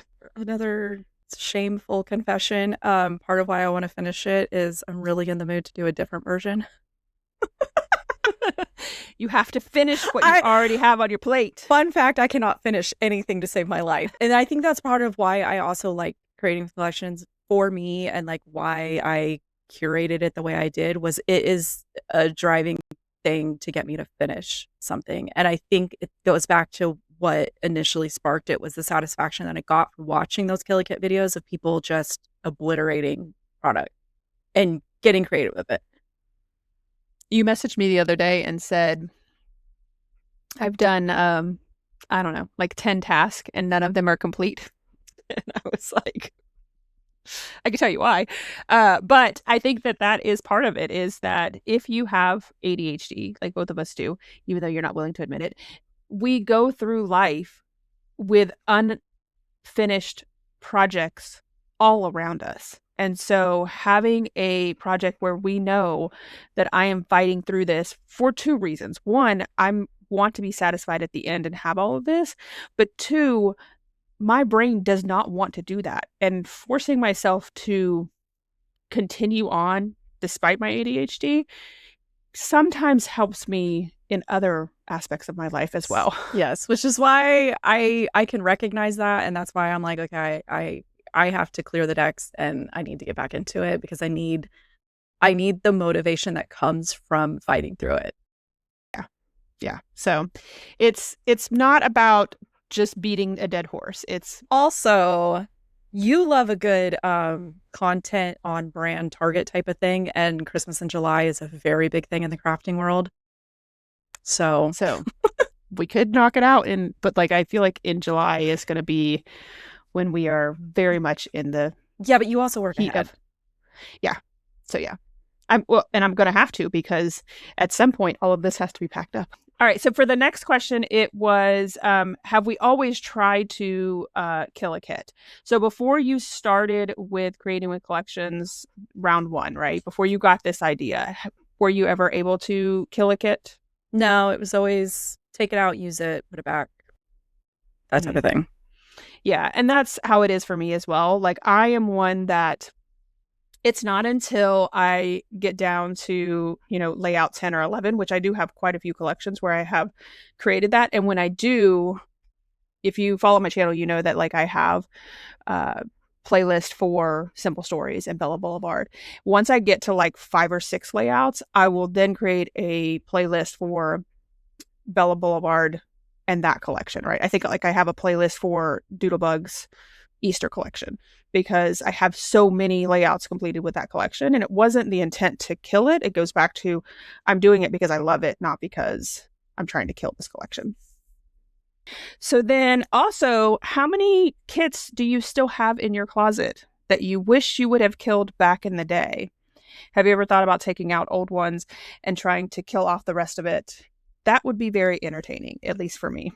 Sorry, I keep saying kill, but I kind of want to know based of the Kill a Lot series.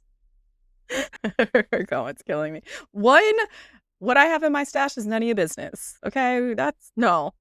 But you know what? I don't purge often, and I keep things that I love.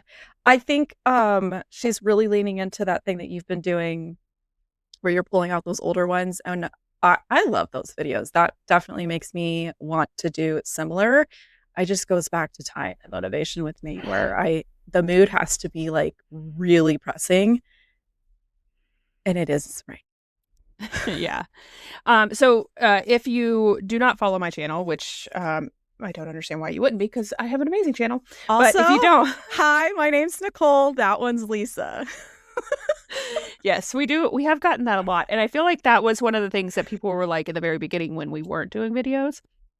They couldn't tell us apart, which I find very interesting, because I am very Southern and I feel like I have a very different dialect than you do.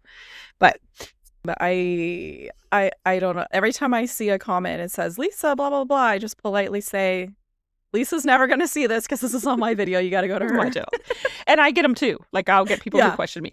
And I think too, it's comes back to, since we do both post the podcast on both channels, sometimes it's hard to know which one it's, because the images are the same and everything like that, which it's going to change for season 3. So we'll get to that. But yeah, going to change the little intro for season 3. Oh, I was like, are you going to have our names like on the on the screen? Yeah, I'm going to change that up as well, because I think right now we just have our channel names. I was going to say, you can put channel logos or something. Yeah. So going back to my Shop the Room series, which that is in no way going to the wayside. I feel like now, being the full-time content creator, I have even more room to create more layouts, and the Shop the Room series is something that I absolutely love, because I do absolutely want to get through all of my collections that are on that wheel, because they're on that wheel for a reason. And I put my hands on them back in October of 2004 or 2024 when I did my room series. And at that point, I looked at it and said, yes, it needs to stay. And there was a lot of stuff that I got rid of. And so now I want to go back to it and be like, why? Why does it need to stay? And does it have a place in my room? Because I do have a ton of collections. And it comes back to, I kept it maybe because I loved it, like the Echo Park Imagine That collection, but I don't need it. I'm not having any other kids. I just have Eli.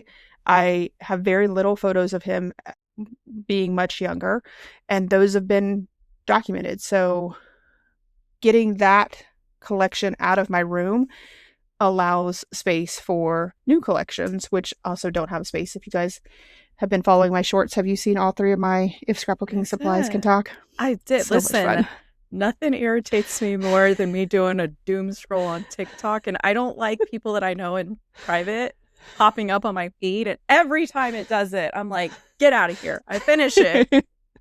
You get the view. Yes. But the last one that I did was how the 2 new collections, which was the Bella Boulevard Love Song and Simple Stories, were not welcomed on the show because there's no room. So I like the concept of, like, if you're going to pull out an old collection and you're going to focus on it, to me it makes sense to focus on it for more than one layout. If you're already in that mindset, you're already looking at the product, kill it. Like, yeah, get it done, get it out. Yeah. And there's things on that wheel that I have it there because there's possibility of killing it. Like, there may be just 1 or 2 more layouts that I can get out of it, which there was like an Echo Park one that I was able to get, I think, a single page and a double page out of it. And then I called it done. And then there's other collections on that wheel, like the Simple Stories Say Cheese Tinsel Town, that I purchased and have never used. So it wasn't I want to try to kill it. It was, I also want to put my hands on it and play with it, because I purchased it for a reason. I loved it, and now I need to play with it. And so with that layout, I challenged myself not to create a Disney layout, even though it was Disney theme, and I love that layout. However, also used less than 2 inches of paper on it, just like 2 half-inch border strips on it, and a lot of photos. So it goes back to, of course, I'm not going to get rid of it, because there's still a ton of things that I can use out of that. So that Shop My Room series has a purpose for 2 different reasons. 1, to kill stuff, get it out of here, get it used up. And then 2, to actually play with stuff that I purchased that I love. But I sometimes don't always know what to scrapbook, because I have so many photos and I have so many collections. When you take away that free will of letting the wheel decide what's going to create the next layout that you're going to do, it really frees up a lot of other things. It goes back to, there's an episode of Big Bang where Sheldon says he's going to use dice for everything. The dice is going to make every decision for him, to the point like he has to roll the dice to see if he can go to the bathroom or not, because he then is going to be able to come up with like this great scientific discovery or whatever. That's how I feel. I'm not going to go to that extreme. Definitely going to go to the bathroom whenever I want. I would, confession time, I would respin until I got something I was in the mood for. You're like, no, we're not doing that today. We're not doing that one yet. But I feel like that has challenged me too, because there has been times where I have thought, oh, I don't want to do that. But then when I got in my room, I will forever be so glad that I think I push your buttons in a good way, because I was like, I don't understand this strict, I must stay in a collection thing. Like, why does it matter? I'm like, just, you have access to your whole room. Like, go for it. And the few times that you've done it, I'm like, you think she likes it? But the times that I've done it, it has been within a manufacturer. So yeah, especially I feel like, yeah, you do like a 2 to 3 kind of ripples out. That, like, you don't mix themes, you don't mix brands. The NSYNC layout, I think, was the first time I'd ever seen like no sketch, no plan, no matching embellishments. I still don't know if you actually enjoyed the layout at the end. I don't know that I love the layout because of all of those challenges, or I love the layout because, you know, I'm a diehard NSYNC fan and I just love the layout itself and the subject of the layout. So also, I want to bring this up just because we're talking about this. This question came up on my channel, and not having to do with creating with collections, but she said, does having only one shade of yellow ever frustrate you, or is it more easy to work with?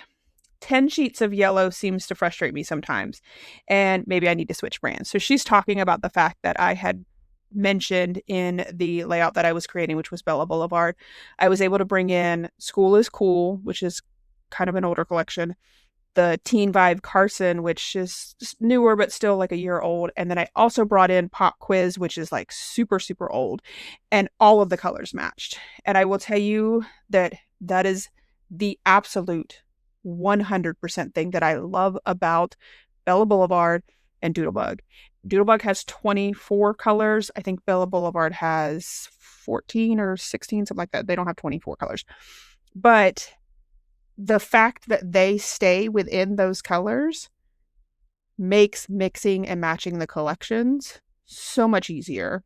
And going back to not having as many decisions to make when you're trying to figure out with all the cardstock that you're using and you have 10 shades of yellow that are just slightly different, it does become overwhelming and frustrating. And for me, takes longer to create a layout. Whereas opposed to, I know that Doodlebug has 2 sheets of yellow, 2 colors of yellow. Same with Bella Boulevard.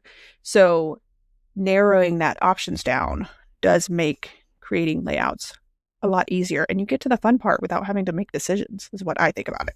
See, and I'm the opposite. If I'm mixing and I'm going outside of a collection, one of my favorite things to do is to go hunting for paper that is unexpectedly a perfect match. I've mixed like October Afternoon with Doodlebug. Like, you would think that those two things don't go together.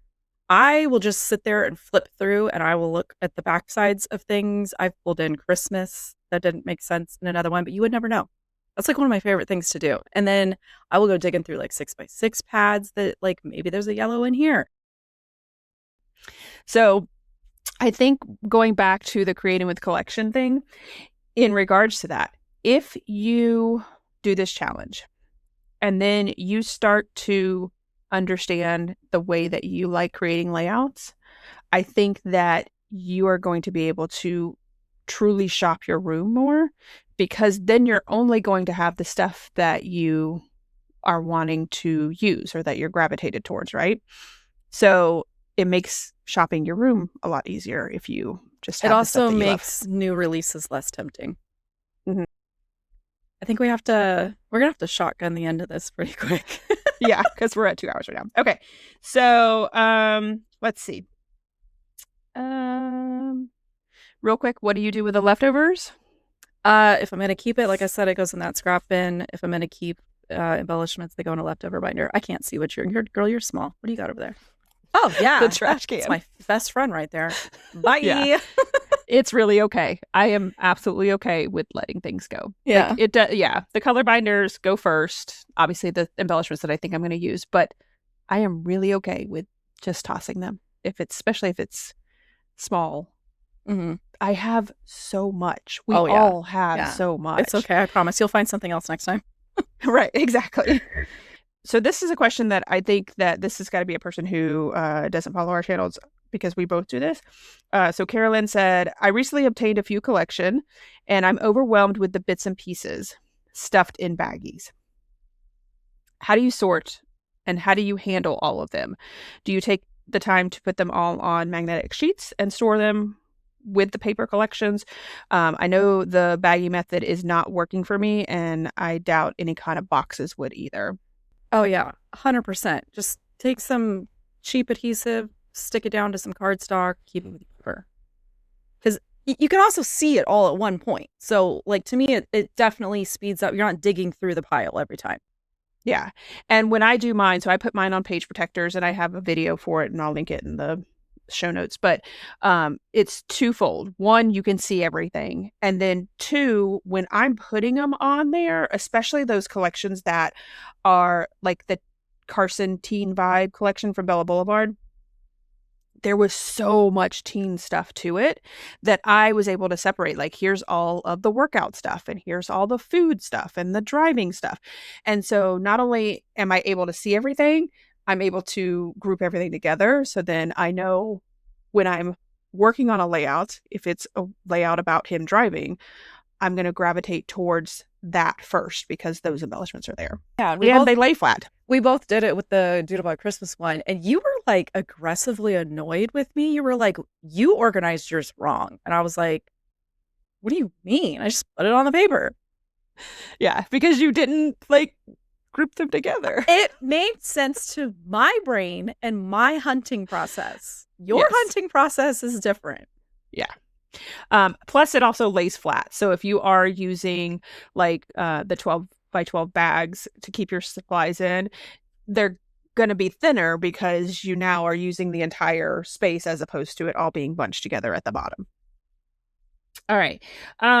So Carrie says no questions, but she would like to say that she loves Creating with Collection series. And you are great with thinking outside the box and getting some of those pieces used that I would normally ignore and tuck them away forever. So I think that is something that you have kind of shine through with this, is that. And it all stems from, I don't like this. How can I fix it? Yeah. So tucking it away so you only see parts of it. Yeah. Makes it's on there and you get to use it and it's on a layout and in your albums and not in your room. So Gail says, do you have go-to types of layouts in mind, like a 2-pager with scene building or backing a cut file or using a sketch? I would like to think that without some sort of plan, looking at a new collection and figuring out where to start could be a little overwhelming, which you kind of touched on that with, you did plan out Easter, right? Yes. Volume 2. I knew going into this Doodlebug one, like I could identify right off the bat just from sorting the die cuts what I was going to have issues with. And I actually started intentionally with, there was a pattern paper I didn't love, and there was large circles that I didn't love. So my solution to that was get it out of the way first. And what I ended up doing was I hunted for sketches that had large circles. And that solved that for me. I mixed in papers I did like, and I mixed in some other elements that I liked, and it kind of checked a bunch of different boxes. You definitely scene building to me as a way to get rid of a lot of stuff. And yeah, Creating with Collections is one of those things where you heavily find yourself leaning into either sketches or design elements that you know that you enjoy and you know work for you. Mm-hmm. Yeah, and I think that having that plan is really important. The collection that I just got, the Simple Stories one, like Happiest Place, I think is what it's called. I haven't had the opportunity to sit in that collection and create with that, but that is my plan, is to go through it and find sketches that are going to work for the photos that I have, and having that plan before I start to cut into it, because I do want to do an entire vacation with that collection, and that's going to be a lot, because in not doing like a Creative with Collections, I'm not trying to kill it, but I just love everything about it. I don't think there's a single piece of paper or embellishment in that collection that I don't 100% love. And so it's going to be one of those things that I don't want to put it away. I feel want like to use it. I said that about Hip Hop Hooray, and then like 15 layouts in, I was like, yeah, so we'll see how it goes when I'm at the end of it. But it was also, I want to document my Disneyland. You also purchased it with, I know you're not telling anybody until you decide if you're going to execute it or not. You like purchased it with a very specific intention. Yeah. So, and it's one of those things that it's sitting there because my life right now is so up in the air with buying a house and moving, and I don't want to get it started and then not be able to finish it, because it's going to be one that I want to like start and then finish from start to finish. All right. So Cindy asked, do you use it for a series of layouts with the same event, or pull pictures from different events? Which I think we've answered. Yeah, both. It's easier for me personally to start with an event and then kind of circle the wagons at the end, figure out what's left and what else can I do. And a lot of times that's going to be like one-off stuff. Yeah. So I do think that creating collections is a little bit easier if you have a large event to start out with, right? Yeah, so like you can... a vacation or a cruise to me is like peak material to kill a kit. Yeah, because then you can at least, even if you only get 6 or 7, 8 layouts out of it, that's a good chunk of it from one event. And you have the accomplishment of saying, I finished this event, whatever that event is. That's the other part of it. All right. So Miss Maxwell says the goal with creating with the collections, she's going to assume that it is to get as many layouts as possible using one collection, thinking outside of the box to maximize your paper selections. Do you go looking for new sketches to let you use smaller paper pieces, or do you minimize layout expectations? She says her favorite is when you use the double page with the tags dies at the top, which is everyone's favorite. You should definitely scrap lift yourself on that sketch for this holiday collection. Maybe go back and pick a few of your favorite layouts that you've done and scrap lift yourself when you are in the mood. And put some Christmas music on. So I think she's trying to tell you, here's some ways to get you in the mood, to get you going again. Maybe scrap lift yourself. This is what we call foot on my butt. And I love it. Yeah, she definitely nailed it in the beginning of like the core, concept of the series. Yeah, new sketches is something that I heavily rely on if I'm like bored. Sometimes that'll spark something. And definitely as I'm getting more scraps and less large pieces, that definitely changes my hunting. Like I start looking at things a little bit differently. I almost purposely didn't finish the pattern play class, and it's just sort of always on the back of my mind when I'm working on stuff where I'm like, there's a lot of scraps, and I think, let me go look at pattern play because I never finished that class, and it's kind of perfect for that. Scrap lifting myself was something I hadn't thought about. That tag layout, listen, I don't go back to that ever again. It's one of those things that is loved by the masses, but not so much by you. I have another idea of how I think I can do the same satisfactory usage of things, but visually different. If you took my scene building class, you could probably guess what I'm going to try to do. Okay. All right. Cindy says, do you pull all of your pictures at one time or a bunch of them to kill it, since you already have everything out? So how many photos do you plan out? So you did your family set, right? We told that was like 8 layouts. But when you went back, how many are you planning out at that time? Oh, your like second one. Oh, so you're not planning out a bunch? Well, the 3 that are like in various stages of starting, I did shotgun those. I planned because when you were like, I already did my 3, and I was like, okay, great. I figured like I found 3 Christmas things that I wanted to do, found 3 sketches, matched them, edited the photos at the same time, printed them at the same time, and essentially started building all 3 layouts at the same time. I don't recommend that, but yeah, typically.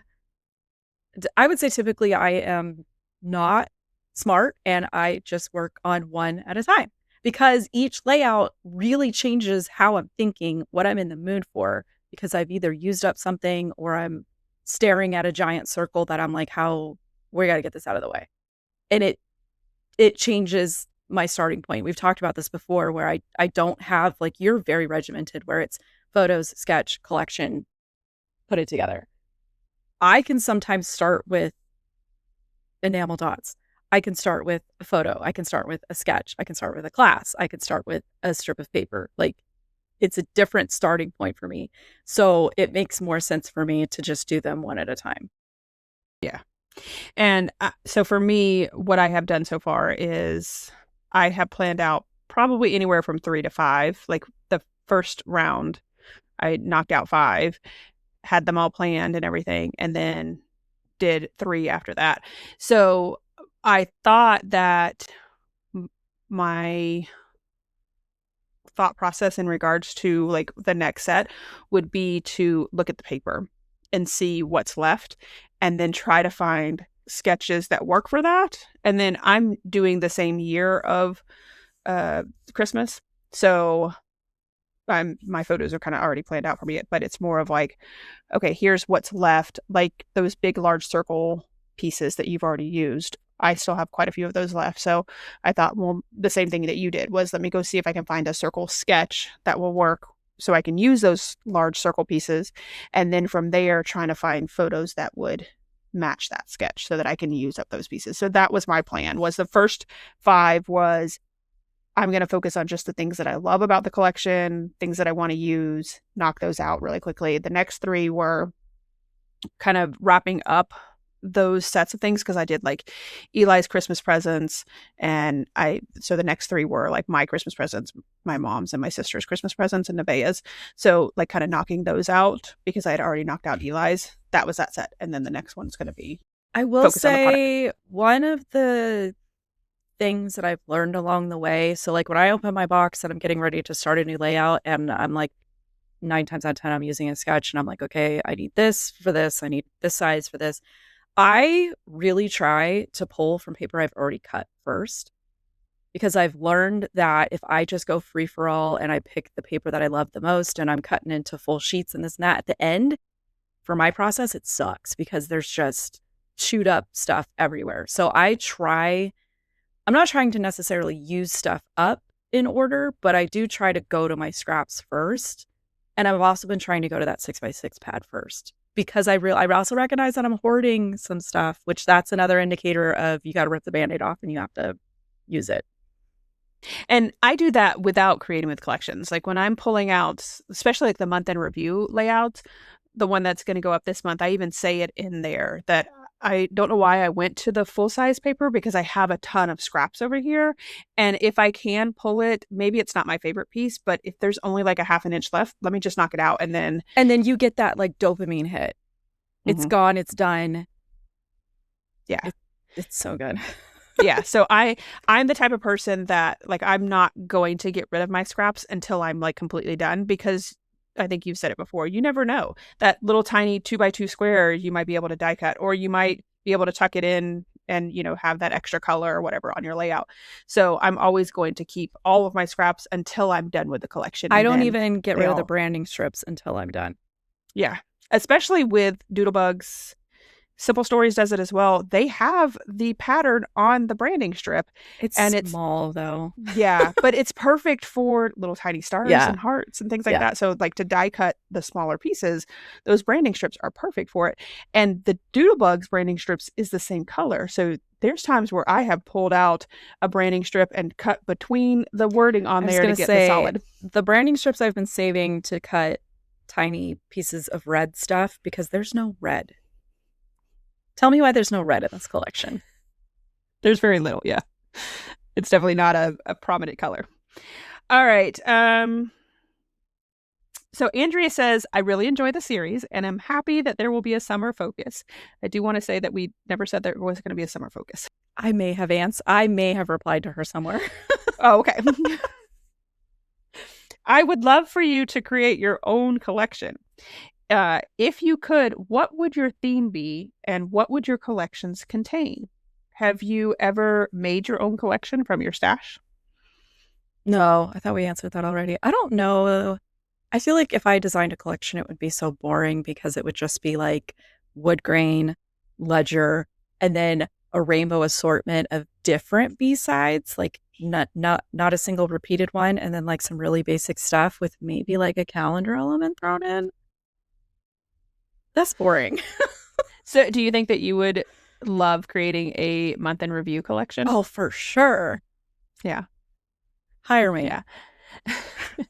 I think that for me, like I would love to create collections. Again, it goes back to I don't have the mindset to be able to do it.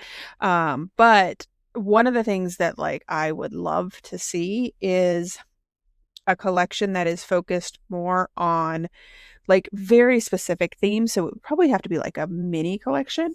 Do you know that there is I've never been able to find a collection about playing checkers. How about cheer? Yeah. Cheer too. I need cheer bad. Yeah. Every time I eke out a layout with like random stuff, I ask people in the video, if you know a digital collection that is cheer themed, please link it below. Please tell me. Please send it to me. That scene building one that you did with the dies, the blue one. Yes. I love that one. I'll post it in the show notes too. But that was a really good one. I think that you did really well. That was basic stuff. I recently rewatched that video. I don't even know why. And I was laughing because I spent a good couple minutes of that video looking for a strip of paper, not realizing that I had used it because I had flipped it over and I didn't notice. So the whole time I thought I had two of them to put on the other side, and I had to do an emergency Amazon purchase of an entire pack of paper. Yeah. I think because it was either Doodlebug or Bella Boulevard. It's like Doodlebug, yeah. Yeah. And that's another thing that I've said. Like I actually sent something to Doodlebug. I was like, I love that your petite prints, gorgeous. I love the fact that you offer all of the patterns in all 24 colors. However, I would like a pack of, it doesn't have to be a large pack. It can be like 10 pieces. 10. Give me 10. Yeah. Of the same pattern, the same color, because I don't want the same pattern, same color. I want the same color in all of the patterns. You want every iteration of patterns in swimming pool curated into a mini collection. Yes, let's do that. I want that. Yes, because there's times where, I mean, there's certain colors that I love, right? Swimming pool being one of them. And so I would love to have a bunch of swimming pool because I use it all. And then there's other colors that not so much, right? And I'm sure that that's true for everybody. Of those 24 colors, we all have our favorites. And so having all of the patterns in one color, I'd be all for it. Because I can purchase the 25 pack. I mean, it's expensive, but you can, if you wanted 25 sheets of swimming pool in grid, you can purchase that. All right, so let's see. Melissa says, no questions.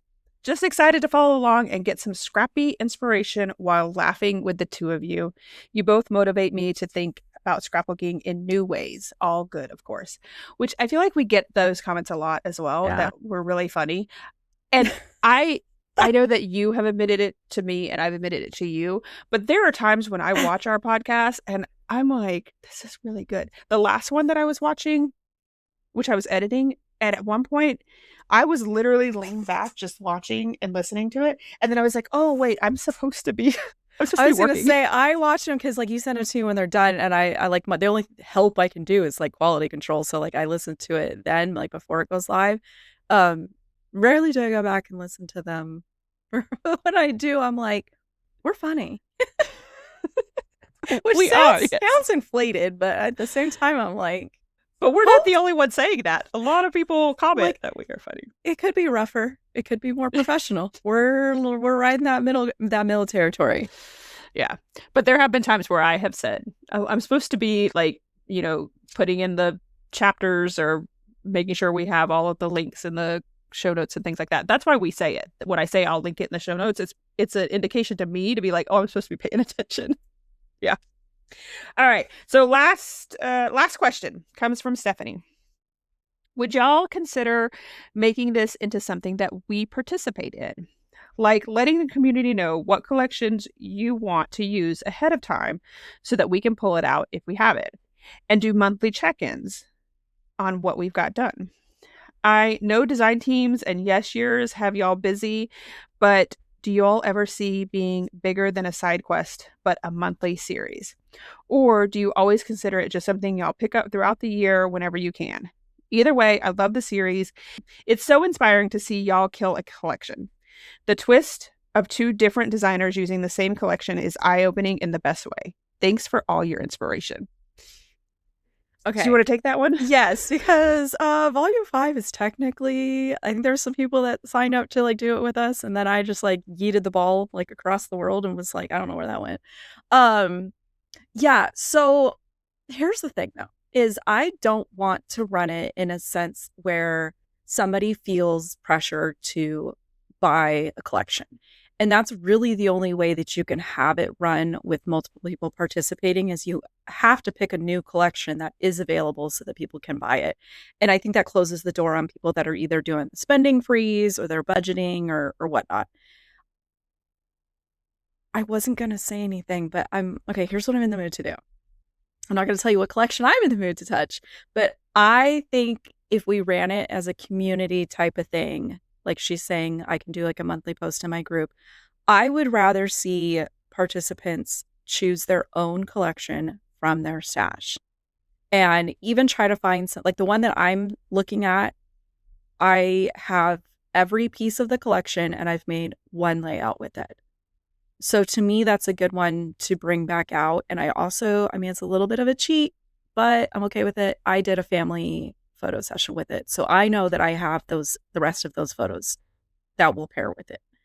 So to me, it would be more beneficial for somebody wanting to experience it to take a collection that they already own and run with it and do the monthly check-in. Because to me, creating collections is such a personal challenge. You decide what you're using. You decide what your goal is.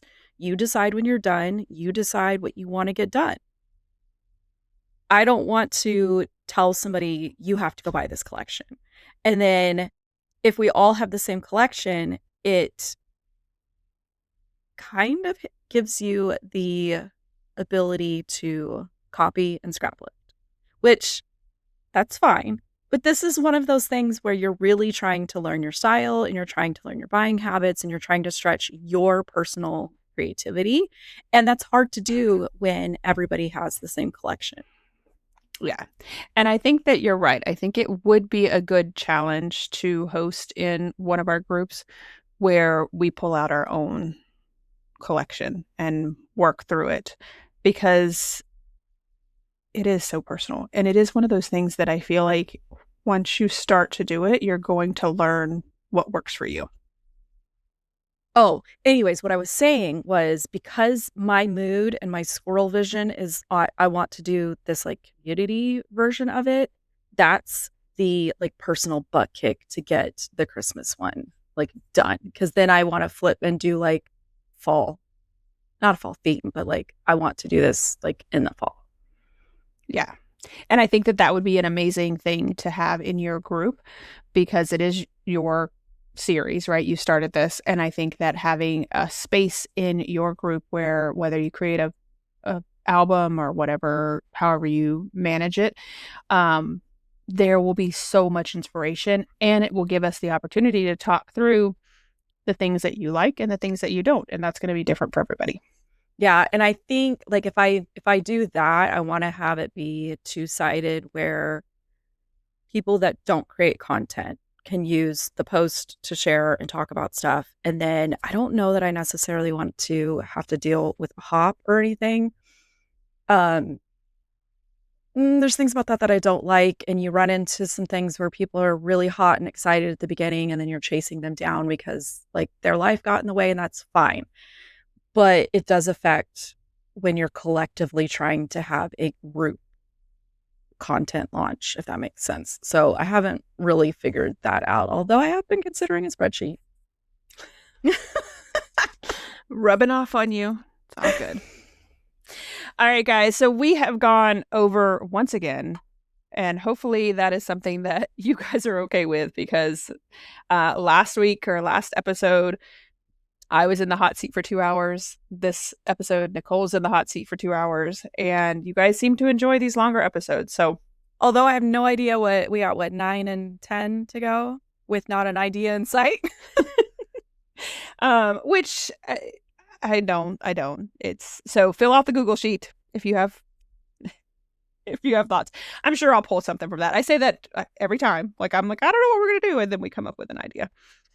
But we are do want to let you guys know that so we have 2 more episodes of this season, so episode 9 and episode 10, and then we will be taking a break over the summer, just simply because there's a lot going on with me moving, with kids being home. It just is a very different lifestyle in the summer, but we will be back in the fall. So do plan on us taking that little break. It'll probably be 6 weeks, 8 weeks, something like that. It won't be too long. And then we will be back in the fall with lots of fun new things, probably in a new space because I will be moved in, hopefully, at that point. We'll see. But we will be back in 2 weeks with our next episode. I don't know what the topic is, but we will figure that out. If you have suggestions, leave it in the Google form below. Nicole's already got suggestions over there on her little post note.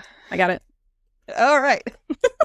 All right. So we enjoy hanging out with you guys as always, and we will catch you on the next one. Bye, everyone. Thanks for hanging out with us. If you like this episode, make sure you follow the show so you don't miss what's coming next. We're so glad you joined us today, whether you were gluing, cutting, or just avoiding your photo backlog. Until next time, pass the scissors.